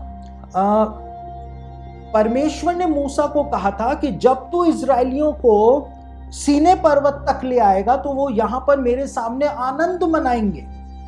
ये परमेश्वर का वचन था कि वो मेरे सामने आनंद मनाएंगे। लेकिन क्या हुआ? शैतान ने क्या किया? इजरायलियों ने, परमेश्वर ने कहा था आनंद मनाएंगे, हो सकता है मूसा ने इजरायलियों को बता दिया हो कि परमेश्वर ने ऐसा कहा है। वहां पे लिखा है, वो मूसा जब 40 दिन तक ऊपर था, लिखा है कि उन्होंने आनंद मनाना शुरू कर दिया सीने पर्वत के सामने। और आनंद जब वो मना रहे थे तो वहां पे लिखा है कि उन्होंने खाया पिया और वो खेलने कूदने उठे। परमेश्वर ने कहा था यहां पर आके मेरी वर्शिप करना, मेरे सामने आनंद मनाना, मेरी वर्शिप करना। और वहां पे लिखा है वो खेलने कूदने उठे। उन्होंने वर्शिप को, उन्होंने परमेश्वर के वचन को तो पूरा किया, वो आनंद तो मना रहे थे, लेकिन उसी वचन के द्वारा वो दूसरी तरफ डाइवर्ट हो गए, वो खेलने कूदने उठे। यानी उन्होंने वर्शिप को गेम बना करके रख दिया, जो आज कलीसियाओं के अंदर हमको दिख रहा है कि वर्शिप को कैसे खेल तमाशा आज बना दिया है। लाइटें चमकाना और गिटार के ऊपर रॉक बजाना, वो सब तमाशे आज हो रहे हैं, और जो कि हमको डाउनफॉल की तरफ ही लेकर के जा रहे हैं। तो परमेश्वर के वचन से ही वो आपको गलत दिशा की तरफ लेकर के जाएगा। कई सारे लोग, कई सारे जवान जो हैं, जब वो नॉन क्रिश्चियंस से विवाह कर लेते हैं तो कहते हैं मुझको परमेश्वर के वचन ने ऐसी अगुवाई दी थी। परमेश्वर का वचन कभी भी ऐसी अगुवाई नहीं देगा। कुछ लोग पाप कर लेते हैं, मैंने बताया, वो कहते हैं पवित्र आत्मा ने हमको ऐसी अगुवाई दी। पवित्र आत्मा पाप करने की अगुवाई क्यों देगा? और कई सारे लोग जो हैं वो आपको, एक होता है डीमन, जो होता है वो आपको एब्स्टिनेंस में लेकर के जाता है। एक डीमन होता है एब्स्टिनेंस वाला डीमन, यानी कि सब कुछ त्याग दो, सब कुछ त्याग दो। आज आ रही है ना वो शिक्षाएं, कितने सारे पोस्ट आते हैं फेसबुक के ऊपर, मैं देखता हूं, मोबाइल छोड़ दो, मोबाइल का इस्तेमाल करना छोड़ दो। क्यों भाई? आप छोड़ो सबसे पहले, उसके बाद हम छोड़ेंगे। जब मैं छोटा था तो जो प्रचारक लोग थे वो टीवी के पीछे पड़े हुए थे, टीवी देखना छोड़ दो, टीवी देखना छोड़ दो। आज हर प्रचारक पादरी के घर में टीवी है, छूटा तो नहीं, सबके घर में आ गया। अब आज जब मोबाइल का जमाना है तो पीछे पड़े हैं, मोबाइल छोड़ दो, मोबाइल छोड़ दो, मोबाइल छोड़ दो। क्यों छोड़ दो? पहले आप तो छोड़ो, पहले आप छोड़ो, उसके बाद हम छोड़ देंगे। लेकिन सवाल करेगा कौन? वही बात है, बिल्ली के गले में घंटी बांधेगा कौन? क्योंकि कोई भी बुराई मोल नहीं लेना चाहता है। बिल्ली के गले में घंटी बांधेगा कौन? तो एब्स्टिनेंस में लेकर के जाते हैं, फैशन करना छोड़ दो, एंटरटेनमेंट करना छोड़ दो, तो फिर करें तो करें क्या? करें तो करें क्या? ये भरपूरी अगर परमेश्वर ने दी है, अच्छा फैशन अगर हम कर रहे हैं, अच्छे कपड़े पहन रहे हैं, उसमें कोई अंग प्रदर्शन नहीं है, उसमें कोई फूहड़ता नहीं है, तो क्यों नहीं करे कोई फैशन? अच्छा दिखना गलत है क्या? सब वो भिखारी की तरह एक थैला डाल करके घूमते रहे? आप ऐसा जीवन चाहते हो कि मसीहों की तस्वीर ऐसी रहे दुनिया के सामने कि सर्वशक्तिमान की संतानें भिखारी बन करके घूम रही है? ये तो वचन में कहीं पर भी नहीं लिखा हुआ है। कोई भी किसी को किसी भी चीज के लिए फोर्स नहीं कर सकता है। अगर आपने सब चीजें त्याग दी हैं तो इसका मतलब यह नहीं है कि आप दूसरे के ऊपर उन सब चीजों को थोपें, जबरदस्ती थोपें और उनको नीचा दिखाएं, उनको गलत ठहराएं। जब पवित्र आत्मा उनको उस स्तर के ऊपर लेकर के आ जाएगा तो वो भी सब चीजें छोड़ देंगे, लेकिन उस स्तर तक तो उन बेचारे मसीहों को आने दो। लेकिन आप फिर भी ऐसे ही लोगों को सुनते हैं और गलत तरफ डाइवर्ट हो रहे हैं। तो मैं बता रहा था कि एक होता है डीमन जो एब्स्टिनेंस का डीमन होता है, यानी वो आपको हर चीज त्यागने को बोलेगा, या तो किसी चीज की लत लगवा देगा, वो लत लगवा देगा आपको ऑब्सेशन के अंदर ले जाएगा, आपको सनक चढ़ गई, और या फिर वो आपको एब्स्टिनेंस में ले जाएगा कि सब कुछ त्याग दो, सब कुछ त्याग दो, सब कुछ त्याग दो। और पौलुस ने इसके विषय में एक चेतावनी दी थी। कहां पर दी थी? कुलुसियों की पत्री उसका दूसरा अध्याय 21 और 23 वचन के अंदर। कुलुसियों की पत्री दूसरा अध्याय 21 और 23 वचन के अंदर क्या लिखा है, पढ़ रहा हूं, सुनिएगा बहुत ध्यान से। और ऐसी विधियों के वश में क्यों रहते हो कि यह ना छूना, उसे ना चखना और उसे हाथ ना लगाना, इन विधियों में अपनी इच्छा के अनुसार गढ़ी हुई भक्ति की रीति है। अपनी इच्छा के अनुसार गढ़ी हुई, मनगढ़ंत तरीके से गढ़ी हुई भक्ति की रीति है। परमेश्वर ने तो कहा ही नहीं, जिन चीजों को परमेश्वर ने कहा वो तो कर रहे हो, और मोबाइल छोड़ने की बात कर रहे हो, टीवी छोड़ने की बात कर रहे हो, एंटरटेनमेंट फैशन छोड़ने की बात कर रहे हो, ठीक है, लेकिन जो परमेश्वर ने कहा है कि ये चीजें छोड़ो वो सब कर रहे हैं। यीशु मसीह ने कहा तुम ऊंट को तो निगल जाते हो, मच्छर को छानते हो। तो यहां पे लिखा है कि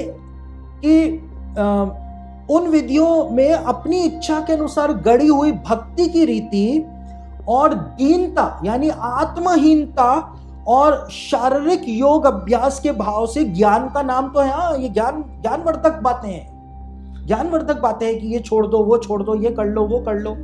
परमेश्वर के वचन से अगुवाई देते हैं, ज्ञान तो है, परंतु शारीरिक लालसाओं को रोकने में इनसे कुछ भी लाभ नहीं होता है।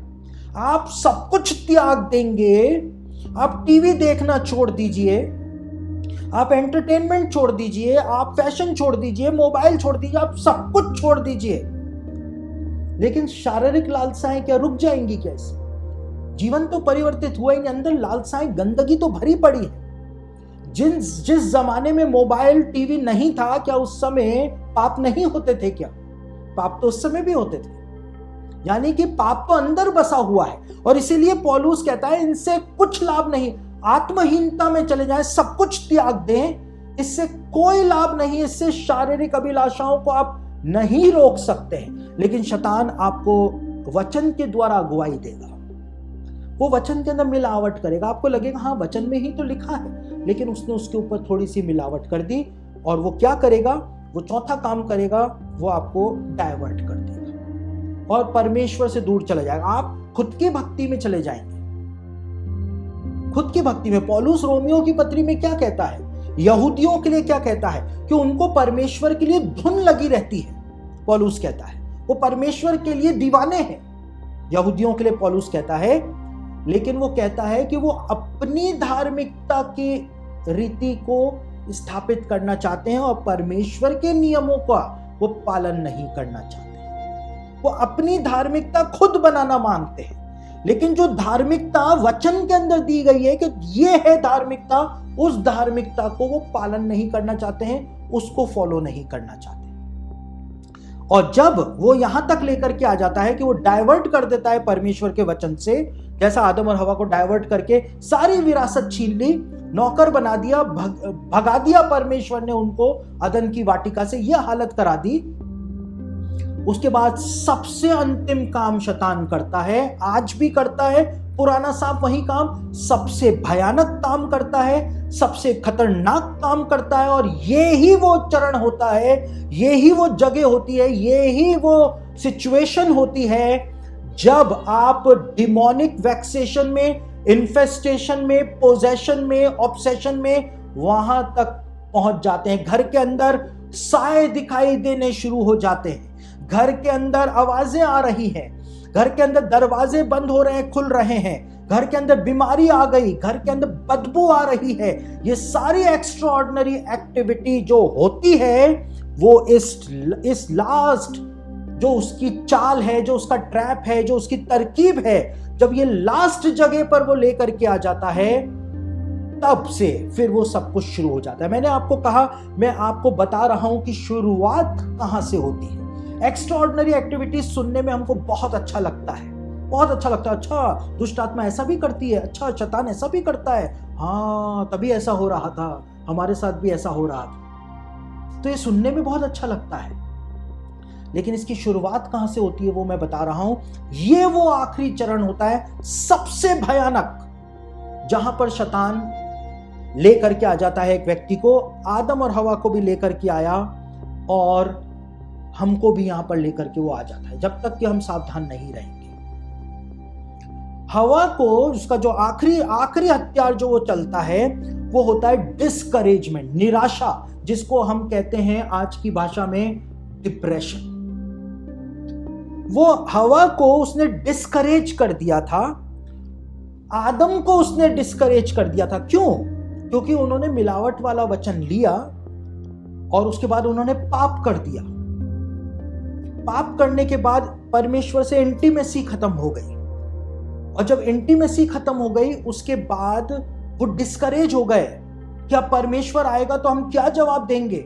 यही तो आज के हमारे मसीही जवानों की हालत है, और इसीलिए वो सच्चे वचन सुनना नहीं चाहते हैं, और इसीलिए वो ऐसे जो झूठ बोलते हैं परमेश्वर के वचन को लेकर के, ऐसे पास्टरों और प्रचारकों के वो फैन बने हुए हैं और उनके पीछे दीवाने होकर के फिर रहे हैं। क्यों?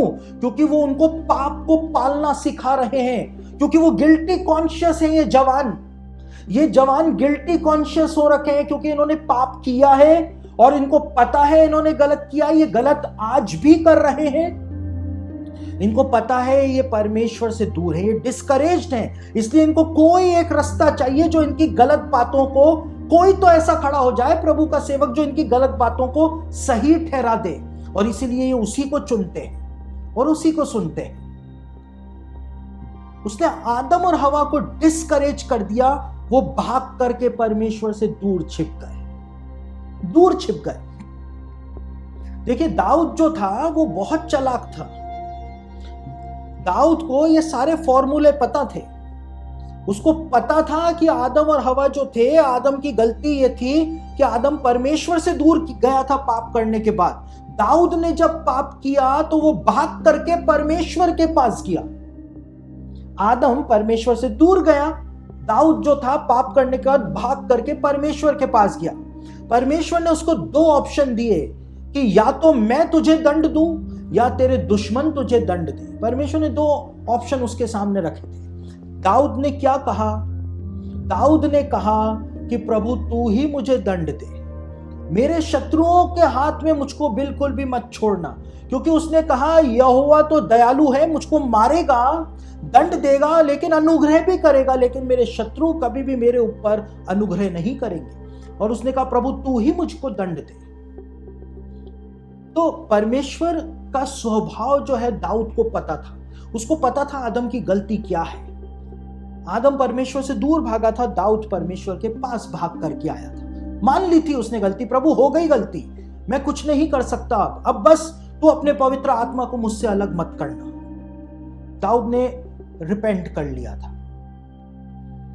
डिस्करेजमेंट के अंदर शैतान लेकर के जाता है। कब? जब आप पाप कर देते हैं। वो आपसे पाप करवाएगा। पाप कैसे करवाएगा?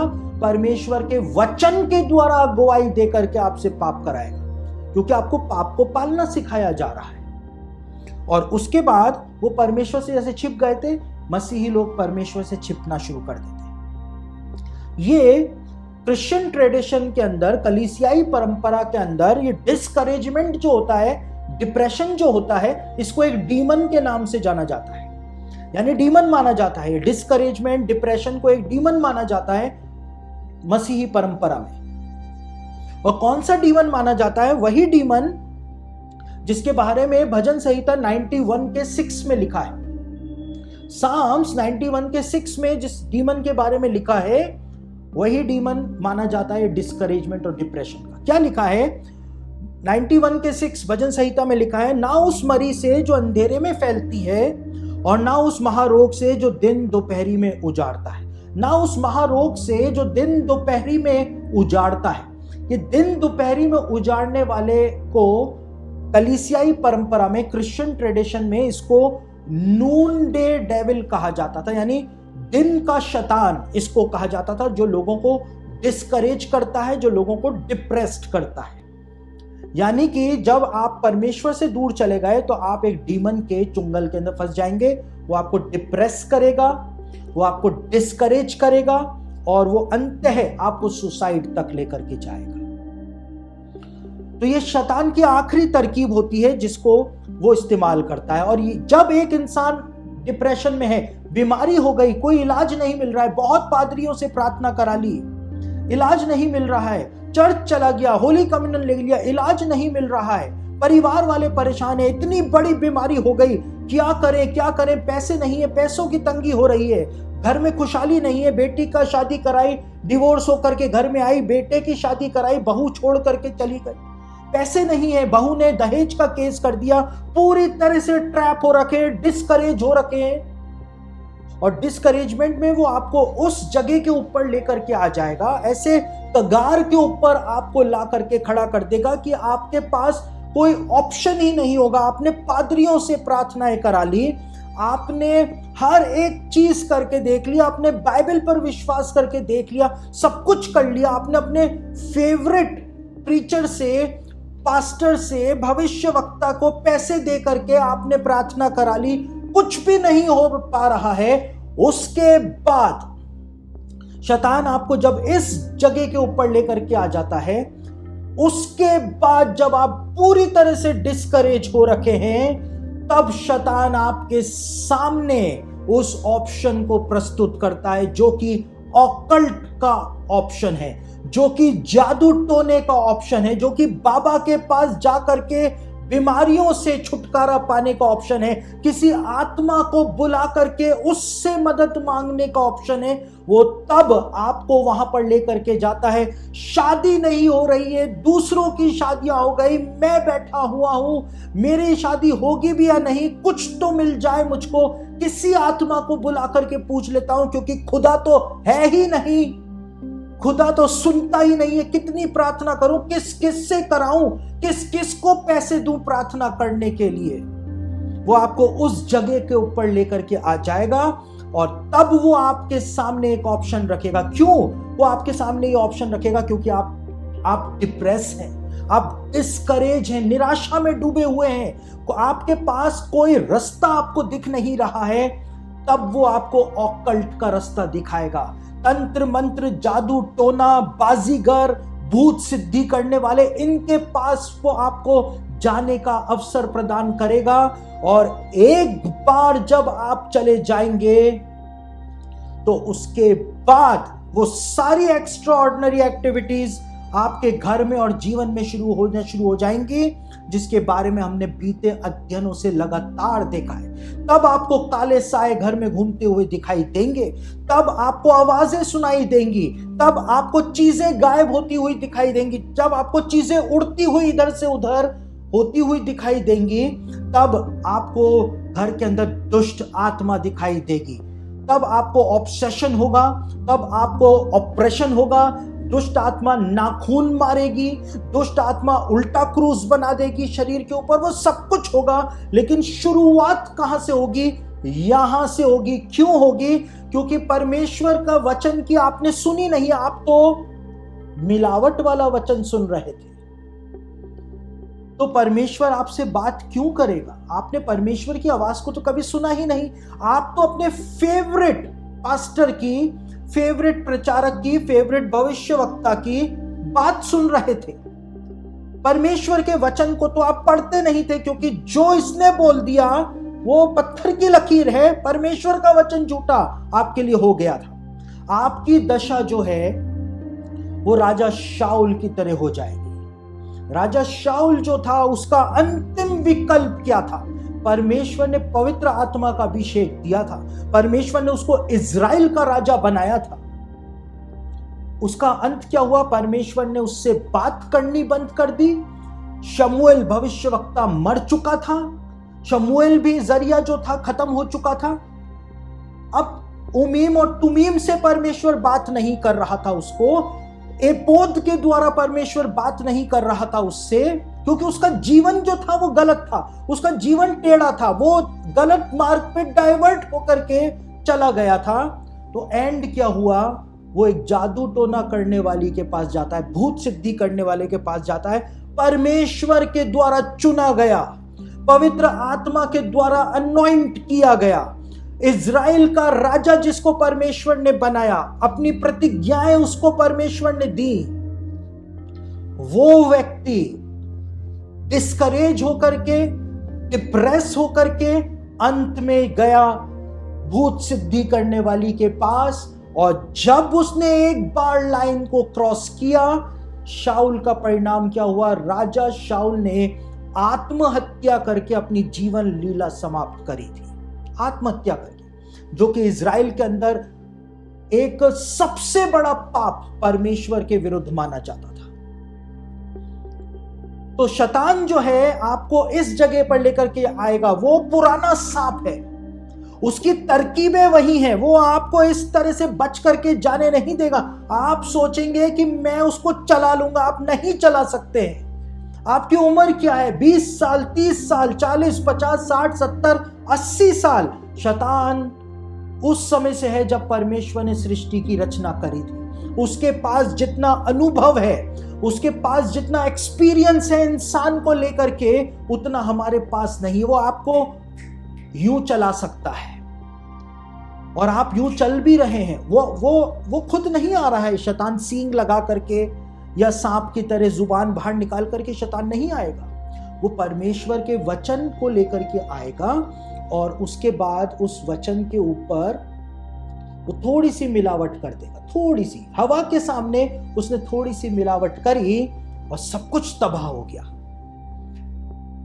देखिए, पौलुस ने कहा शैतान भी एक ज्योति में स्वर्गदूत का रूप धारण कर सकता है, यीशु मसीह के प्रेरितों का रूप धारण कर सकता है। कैथलिक्स के अंदर एक संत हुए जो जिनकी बायोग्राफी में बार बार पढ़ता हूं, मेरे को बहुत अच्छी लगती है उनकी बायोग्राफी। उनका नाम है पाद्रे पियो। मैंने कई बार अभी बीते दिनों आपको उनका नाम बताया और मैंने आपको बताया पाद्रे पियो जो थे, जिनको संत की उपाधि भी रोमन कैथलिक मंडली ने दी हुई है। पाद्रे पियो सन्यासी थे और पाद्रे पियो जो थे वो अपना जीवन जो था वो पूरी तरह से पवित्र रखा करते थे। उन्होंने बहुत स्ट्रगल किया था उसके लिए। और पाद्रे पियो को मैंने कहा उनको उनकी पवित्रता से गिराने के लिए शैतान और दुष्ट आत्माएं जो थी वो कई बार नेकेड लड़की के रूप में उनके सामने आया करती ताकि पाद्रे पियो अपवित्र हो जाए। लेकिन पाद्रे पियो अपनी की जो बायोग्राफी में पढ़ रहा था उसके अंदर इस बात को बताया था कि पाद्रे पियो के सामने कई बार, क्योंकि पाद्रे पियो को गलत मार्ग के ऊपर डाइवर्ट करना था शैतान को। पाद्रे पियो जो थे वो सही मार्ग पे चल रहे थे, तो उनको गलत मार्ग के ऊपर डाइवर्ट करना था। तो शैतान यीशु मसीह का भेष बदल करके भी आया करता था और यीशु मसीह का भेष बदल करके आकर के पाद्रे पियो को वो गलत गाइडेंस दिया करता था। और पाद्रे पियो कभी तो होली वाटर उठा करके उसके ऊपर फेंक दिया करते थे तो वो गायब हो जाता था। कभी पादरे पियो यीशु मसीह के नाम से उसको डांटते थे तो वो जो यीशु मसीह का रूप धारण करके आता था दुष्ट आत्मा, वो वहां से भाग जाया करता था। तो पौलुस ने जो बात लिखी है वो हवा में नहीं लिख दी। पौलुस ने कहा शैतान आप भी ज्योति में स्वर्गदूत का रूप धारण कर सकता है, एक ब्राइट शाइनिंग एंजल बन के आ सकता है, या मसीह के प्रेरितों का रूप धारण कर सकता है। पादरे पियो ने इस बात को लिखा है कि एक बार तो पोप पायस जो थे, पोप पायस का रूप धारण करके एक दुष्ट आत्मा उनके पास आई थी और गलत मार्ग पे जाने की अगुवाई दे रही थी। तो किसी का भी रूप धारण कर सकता है। तो शैतान जो है वो खुद नहीं आएगा सींग लगा करके, लेकिन वो यीशु मसीह के सेवकों का रूप धर करके आएगा। वचन ही आपको देगा, लेकिन गलत वचन देगा, और गलत वचन आपने एक्सेप्ट किया नहीं कि सब कुछ तहस नहस हो जाएगा, सब कुछ तहस नहस हो जाएगा। और आज जो चर्चेस के अंदर जो लोग बैठे रहते हैं, चर्चेस की बेंचेस पर या पीयूज में जो लोग बैठे रहते हैं, उनके मायूस चेहरे देख करके क्या मुझको समझ में नहीं आता है या दूसरों को समझ में नहीं आता है कि ये डिस्करेज्ड है, ये परेशान है, उनके मायूस चेहरे हैं। और इतनी मायूसी लेकर के वो कलीसियाओं के अंदर बेंचेस पर पीयूस के अंदर बैठे रहते हैं। उनको एक समाधान चाहिए। वो ऑकल्ट में भी चले गए, भूत सिद्धि करने वालों के पास भी चले गए, दुष्ट आत्मा से भी सहायता मांग ली, कुछ नहीं हुआ। वो निराश और हताश बैठे हुए हैं। और इंटरनेशनल एसोसिएशन ऑफ एक्सोर्सिस्ट के एक और सदस्य हैं जिनका नाम है फादर गैरी थॉमस। और फादर गैरी थॉमस अपनी किताब के अंदर लिखते हैं कि डीमंस जो हैं वो ऐसे ही लोगों की तलाश में रहते हैं जो परेशान हो, वो ढूंढते हैं। लिखा है कि शैतान जो है गरजने वाले सिंह की तरह घूमता रहता है कि किसको फाड़ खाए। फादर गैरी थॉमस कहते हैं जो लोग बहुत परेशान होते हैं, डिस्करेज्ड होते हैं, डिप्रेस्ड होते हैं, या उनको उनके रिलेशनशिप के अंदर उन्होंने धोखा खाया होता है, वो वुंडेड होते हैं, चोटिल होते हैं, अंदर से इमोशनली चोट लगी हुई होती है। शैतान और दुष्ट आत्मा ऐसे लोगों की तलाश करते हैं, और जब एक बार मिल जाते हैं तो फिर उनको वो पकड़ लेते हैं। शैतान जो है, जो टूटे हुए रिलेशनशिप होते हैं, पति पत्नी अलग हो गए, ये टूटा हुआ रिलेशन है, बच्चे माँ बाप से अलग हो गए, ये टूटा हुआ रिलेशन है। तो ये टूटे हुए रिलेशन जो होते हैं, शैतान जो घाव बनते हैं इससे इमोशनली, उन घाव को दुष्ट आत्मा उन घाव पे कब्जा करती हैं और वो और डिप्रेशन के अंदर लेकर के जाती हैं, और फिर उनके ट्रैप के अंदर एक व्यक्ति जो है वो फंस जाता है। कभी कभी खुद ही वुंड बना लेता है आदमी, खुद ही घाव बना लेता है अपने ही पापों को करने के द्वारा। और नीति वचन के अंदर एक बात लिखी है, मैं खत्म कर रहा हूं। नीति वचन के अंदर एक बात लिखी हुई है 19:3 में, एक बहुत इंपॉर्टेंट बात। मैं अपने आत्मिक जीवन के आरंभ के अंदर ही इस वचन को समझ गया था। नीति वचन 19:3 के अंदर लिखा है, मूढ़ता के कारण मनुष्य का मार्ग टेढ़ा होता है। अपनी ही मूर्खता के कारण, गलत डिसीजंस के कारण, गलत कामों के कारण आपने गलत डिसीजन लिया, आपने गलत प्रीचर को फॉलो किया, आपने गलत वचन सुना, यह आपका डिसीजन था। घर की महिला उसको घर में ले आई यूट्यूब के माध्यम से, सबने उसको सुनना शुरू कर दिया, अब आप सब जो है गलत मार्ग पर चले गए। मूढ़ता के कारण मनुष्य का मार्ग टेढ़ा होता है, और जब टेढ़ा हो जाता है, बीमारियों में फंस गया, कर्जे में फंस गया, पत्नी छोड़ करके चली गई, डिवोर्स में फंस गया, दहेज का केस लगा दिया, ये हो गया, वो हो गया, किसी ने झूठा आरोप लगा दिया, अपने ही डिसीजंस के कारण मनुष्य का मार्ग टेढ़ा होता है। और उसके बाद क्या होता है, और वह मन ही मन यहोवा से चिढ़ने लगता है। सब कुछ खुद ने किया, लेकिन चिढ़ता किससे है? परमेश्वर से। मैं तो परमेश्वर का वचन सुन रहा हूं 4 साल से, मैं तो जो बोला जा रहा है उस पर विश्वास करता हूं, मैं एक्सेप्ट करता हूं उस आशीष को, उस चंगाई को एक्सेप्ट करता हूं, 4 सालों से एक्सेप्ट कर रहा हूं, लेकिन चंगाई तो आई ही नहीं। तो वो परमेश्वर से चिढ़ना शुरू कर देता है, परमेश्वर को गलत ठहराना शुरू कर देता है। और जब परमेश्वर से चिढ़ना शुरू कर देता है तो फिर वो दुष्ट आत्माओं की मदद लेने के लिए जाता है, और वहां पर जाकर के वो फंस जाता है, क्योंकि शैतान आखिरी रास्ता जो दिखाता है, जो उसकी आखिरी तरकीब है परमेश्वर से हमेशा के लिए इंसान को दूर ले जाने की, वो ऑकल्ट का रास्ता दिखाता है, जादू टोने का रास्ता दिखाता है। और इंसान डिस्करेज्ड होकर के, क्योंकि वो परमेश्वर से चिढ़ रहा है कि सुनता तो है नहीं, बहरा होकर के बैठा हुआ है, इतना वचन सुन लिया, इतना वचन मैंने सीख लिया 4 सालों में, कुछ तो हुआ नहीं, कोई खुदा नहीं है। वो चिढ़ करके परमेश्वर से शैतान के और दुष्ट आत्माओं के चुंगल में फंस जाता है। और उसके बाद फिर वो एक्स्ट्रा ऑर्डिनरी एक्टिविटीज शैतान की उसके जीवन के अंदर शुरू हो जाती है, वो परमेश्वर से और दूर हो जाता है। लेकिन अगर आज आप इस जगह के ऊपर हैं, ये डिस्करेजमेंट की वजह से आप उस ट्रैप में फंस चुके हैं, आपने कर दिया वो काम, आप चले गए परमेश्वर के खिलाफ, आप चले गए जादू टोना करने वालों के पास, आपने जादू टोना करने वालों को घर पे बुला लिया, आपने दुष्ट आत्माओं की मदद ले लिया, आप चले गए किसी ना किसी कारण से। लेकिन तो भी यदि आपको आज पछतावा है, तो आपके लिए एक वचन जो है वो पाया जाता है। क्या पाया जाता है, हम उस वचन को पढ़ लेते हैं। मैंने पहले भी वो वचन पढ़ा था, यशाया उसका 9 अध्याय 1 और 2 वचन आपके सामने पढ़ रहा हूं। उसके बाद एक बात बता करके फिर मैं आप सब लोगों के लिए प्रार्थना करूंगा। यशाया उसका 9 अध्याय 1 और 2 वचन, यहां पर क्या लिखा हुआ है, तो भी संकट भरा अंधकार जाता रहेगा। अगर आप आज भी अपनी गलती मानने को तैयार हैं कि हाँ मैंने गलती करी, मैं चला गया जादू टोना करने वालों के पास, या मैंने मिलावट वाले वचन सुनता रहा हूं बीते 3-4 सालों से, तो भी संकट भरा अंधकार जाता रहेगा। अगर आप गलती मान लें, और लिखा है, पहले तो उसने जबलून और नप्ताली के देशों का अपमान किया, परंतु अंतिम दिनों में ताल की ओर यर्दन के पार की अन्य जातियों के गलील को महिमा देगा।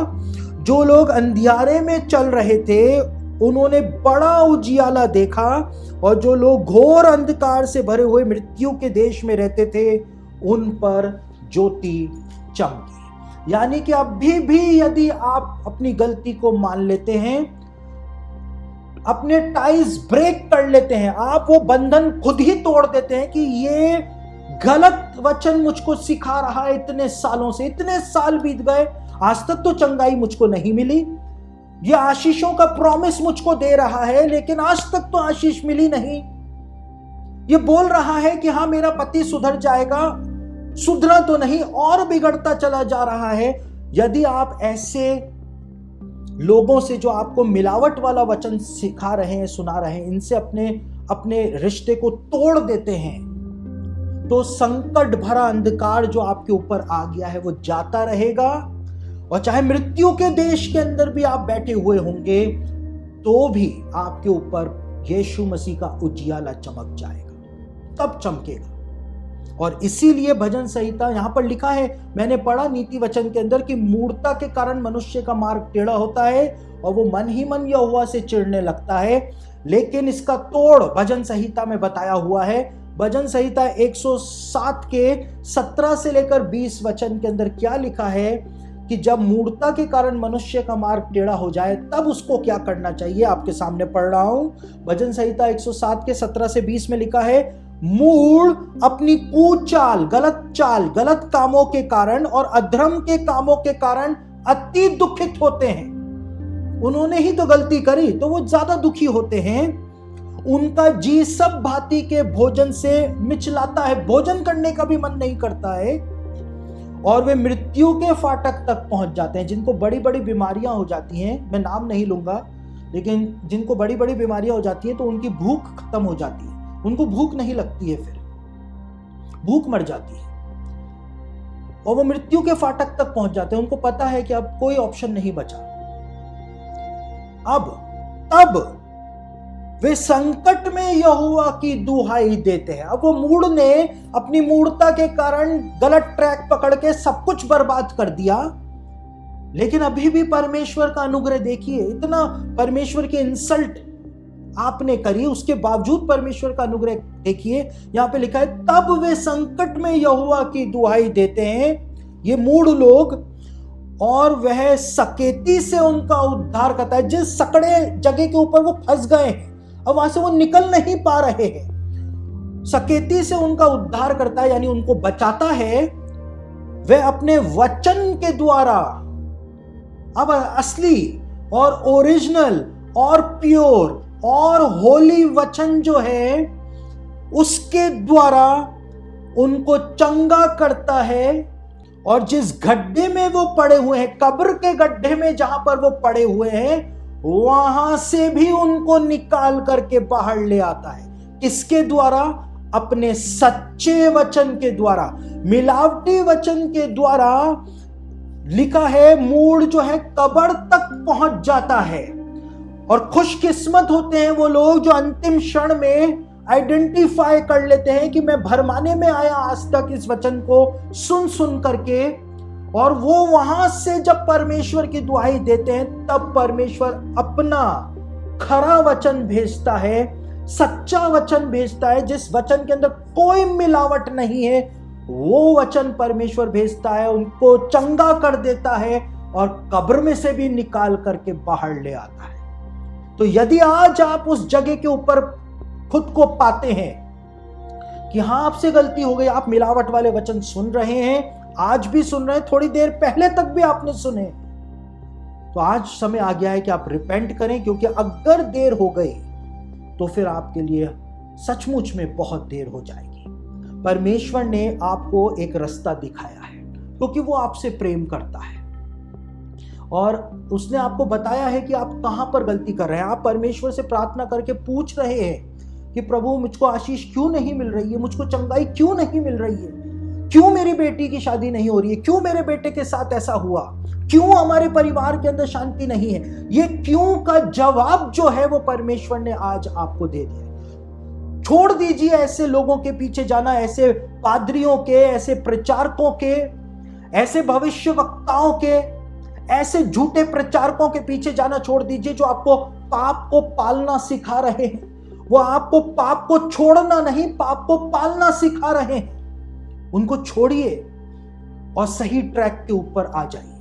परमेश्वर आपके ऊपर अनुग्रह कर रहा है और परमेश्वर आपसे प्रेम करता है, इसीलिए ये संदेश जो है वो आप तक उसने पहुंचवाया है। तो आप परमेश्वर से लिपट जाइए। दाऊद को याद रखिए, गलती को मान लीजिए, परमेश्वर से लिपट जाइए। परमेश्वर डांटेगा, परमेश्वर मारेगा, लेकिन परमेश्वर जो है आपके जीवन को आशीषों से, खुशियों से, भरपूरी से भर के भी रख देगा। तो आइए हम लोग अब मिल करके प्रार्थना करते हैं। सर्वशक्तिमान पिता परमेश्वर प्रभु, आपका धन्यवाद करता हूं कि आपने अपने लोगों के जीवनों से बात की है। प्रभु आप अनुग्रह करें। प्रभु आपके लोग उस मिलावटी वचन को पहचान जाने पाए प्रभु, और शैतान की वो तरकीब आपके लोगों के जीवन के ऊपर प्रबल ना होने पाए। मैं आपके लोगों को आपके हाथों में सौंप रहा हूं प्रभु जी। इनकी आत्मिक कानों को, इनकी आत्मिक आंखों को खोलें प्रभु जी, और वो पकड़ जिससे प्रभु जी ये झूठे प्रचारकों, झूठे पादरियों, झूठे भविष्यवक्ताओं, झूठे प्रेरितों से प्रभु जी ये बंधे हुए हैं, उस पकड़ को मैं यीशु मसीह के सामर्थी नाम से तोड़ रहा हूं। आपसे प्रार्थना करता हूं अपने लोगों को आप आजादी दे प्रभु। मैं यीशु मसीह के नाम को इनके ऊपर रिलीज कर रहा हूं।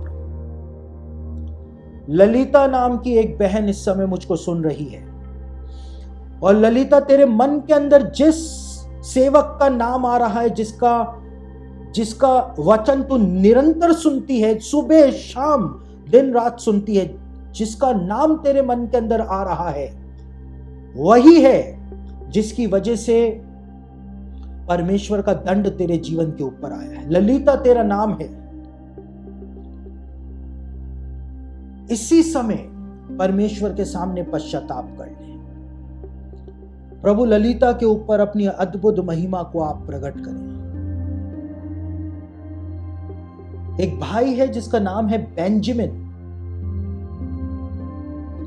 और बेंजामिन जो है वो परमेश्वर से नाराज है, और बेंजामिन की शिकायत है कि परमेश्वर उसकी प्रार्थनाओं को नहीं सुनता है। लेकिन परमेश्वर ने उसकी प्रार्थनाओं को सुना भी है और परमेश्वर उसकी प्रार्थनाओं का उत्तर देगा भी। लेकिन पहले बेंजामिन को जिस पाप के अंदर, गंदे पाप के अंदर वो फंसा हुआ है, उससे बाहर आना पड़ेगा। बेंजामिन इस समय अपनी शादी के लिए प्रार्थना कर रहा है और जिस लड़की से वो सबसे ज्यादा प्रेम करता है उससे उसका विवाह नहीं हो पा रहा है और वो परमेश्वर से नाराज है कि परमेश्वर उसकी प्रार्थना का उत्तर नहीं दे रहा है। परमेश्वर उसकी प्रार्थना का उत्तर उस समय तक प्रदान नहीं करेगा जब तक कि वो उस गंदे पाप को छोड़ नहीं देता है। बेंजामिन अपने सबसे खास दोस्त के साथ होमोसेक्सुअलिटी के अंदर जीवन बिता रहा है। बेंजामिन अपनी गलती को परमेश्वर के सामने मान ले। प्रभु आप बेंजामिन के ऊपर अनुग्रह करें। प्रभु इसको ऐसा मन दे दें कि ये पश्चाताप कर सके। प्रभु सामर्थ को उंडेल दें। प्रभु अजीत नाम के एक भाई को इसी समय यीशु मसीह ने चंगा कर दिया है। अजीत के ऊपर यीशु मसीह का सामर्थ उतर चुका है। प्रभु आपका धन्यवाद। प्रभु जी सारे कैंसर के रोगी जो बैठे हुए इस प्रार्थना में जुड़े हुए हैं, उनका कैंसर इसी समय खत्म हो जाने पाए यीशु मसीह के नाम से। मैं यीशु मसीह के नाम से इन कैंसर के रोगियों को चंगाई दे रहा हूं। प्रभु आप अपनी महिमा को दिखा दें। एक मौका आप इनको और दे दें।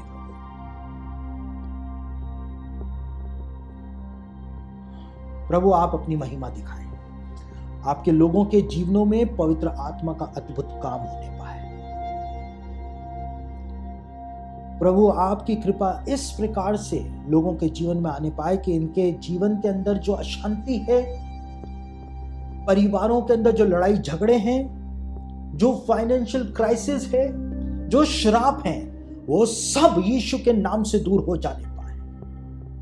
अपनी महिमा को प्रभु जी आप दिखाएं।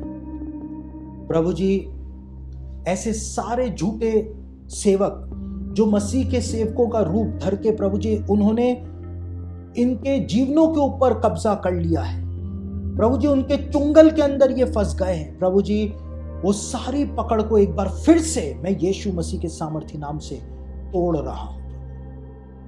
अपनी महिमा को आप दिखा दें। प्रभु मैं आपसे प्रार्थना करता हूं कि जितने भी लोगों को स्किन डिजीज है, उनकी ये स्किन डिजीज दूर हो जाने पाए यीशु मसीह के सामर्थी नाम से। एक बहन है जिसके गुप्तांग पर बहुत ज्यादा खुजली होती है क्योंकि वहां पर एक सफेद स्पॉट हो रखा है। उसके गुप्तांग जो है उसके ऊपर एक सफेद स्पॉट हो रखा है। वहां पे बहुत खुजली होती है, अनबियरेबल खुजली होती है। यीशु मसीह ने उस बहन को चंगा कर दिया है। प्रभु आप अपनी महिमा को प्रकट करें, अपने सामर्थ को दिखाएं। एक और बहन है जिसकी कमर के अंदर अनबियरेबल पेन हो रहा है, अनबियरेबल, उससे सहन नहीं हो रहा है, वो सीधी भी नहीं बैठ पा रही है, वो तकिया लगा करके इस समय बैठी हुई है। यीशु मसीह ने उस बहन के उस दर्द को ले लिया है। प्रभु आपका धन्यवाद हो, आपका धन्यवाद हो। प्रभु अपनी कृपा को आप प्रकट करें। प्रभु मैं आपसे प्रार्थना करता हूं सारी स्किन डिजीज दूर हो जाने पाए यीशु के नाम से। सारे श्राप जो इनके ऊपर पाए जाते हैं यीशु के नाम से वो टूट जाने पाए। प्रभु मैं आपसे प्रार्थना करता हूं कि अपने असीम सामर्थ को आप प्रकट कर दें और प्रभु जी इनकी बीमारियां दूर हो जाने पाए यीशु के नाम से। प्रभु जी इनके शरीरों में पाए जाने वाली वो हर एक दुष्ट आत्मा को मैं यीशु के नाम से रिब्यूक करता हूं और उसको इसी समय इनके शरीरों को छोड़ करके यीशु के क्रूस के चरणों में जाने की आज्ञा दे देता हूं यीशु के नाम से। प्रभु आप अपनी महिमा को दिखाएं। प्रभु इनके घरों के ऊपर मैं यीशु के लहू को लगा देता हूं, इनके जीवनों पर यीशु के लहू को लगा देता हूं। प्रभु अद्भुत महिमा को दिखाएं। मैं आपके लोगों को आपके हाथों में सौंप रहा हूं। प्रभु जी, इनको आजाद कर दें प्रभु, इनको स्वतंत्रता दें और अपनी महिमा इनके जीवन के ऊपर दिखाएं। प्रभु जी, फाइनेंशियल ब्लेसिंग दें, इतनी आशीषें इनके पास आ जाने पाए कि रखने के लिए जगह कम पड़ जाने पाए। प्रभु, अपनी महिमा को आप दिखा दें, यीशु मसीह के सामर्थी नाम से, आमीन। तो दोस्तों, आप भी यदि हमारी ऑनलाइन बाइबल स्टडी का हिस्सा बनना चाहते हैं तो आप हमारे टेलीग्राम चैनल को ज्वाइन कर लीजिए, क्योंकि हमारे टेलीग्राम चैनल पर ही ये बाइबल स्टडीज जो हैं वो ऑनलाइन होती हैं। तो सैटरडे और संडे को टेलीग्राम चैनल के ऊपर मैं बाइबल स्टडी लेता हूं। तो यदि आप चाहें तो हमारे टेलीग्राम चैनल से जुड़ सकते हैं। हमारे टेलीग्राम चैनल को कैसे ज्वाइन करें, वो आपको नीचे डिस्क्रिप्शन बॉक्स के अंदर सारी डिटेल्स जो हैं वो मिल जाएंगी। हमारे टेलीग्राम चैनल का नाम है सचिन क्लाइव ऑफिशियल। आप उसको ज्वाइन कर सकते हैं, उसमें जुड़ सकते हैं और हमारी ऑनलाइन बाइबल स्टडी जो सैटरडे संडे को होती हैं, आप इसके अंदर भाग ले सकते हैं। लाइव हमारे साथ जुड़ करके भाग ले सकते हैं और साथ ही साथ आपको जो वर्ल्ड बिब्लिकल न्यूज़ है वो भी हमारे टेलीग्राम चैनल के ऊपर निरंतर प्राप्त होती रहेगी। तो यदि आप चाहें तो हमारी ऑनलाइन बाइबल स्टडी से हमारे टेलीग्राम चैनल को ज्वाइन करके उससे जुड़ सकते हैं।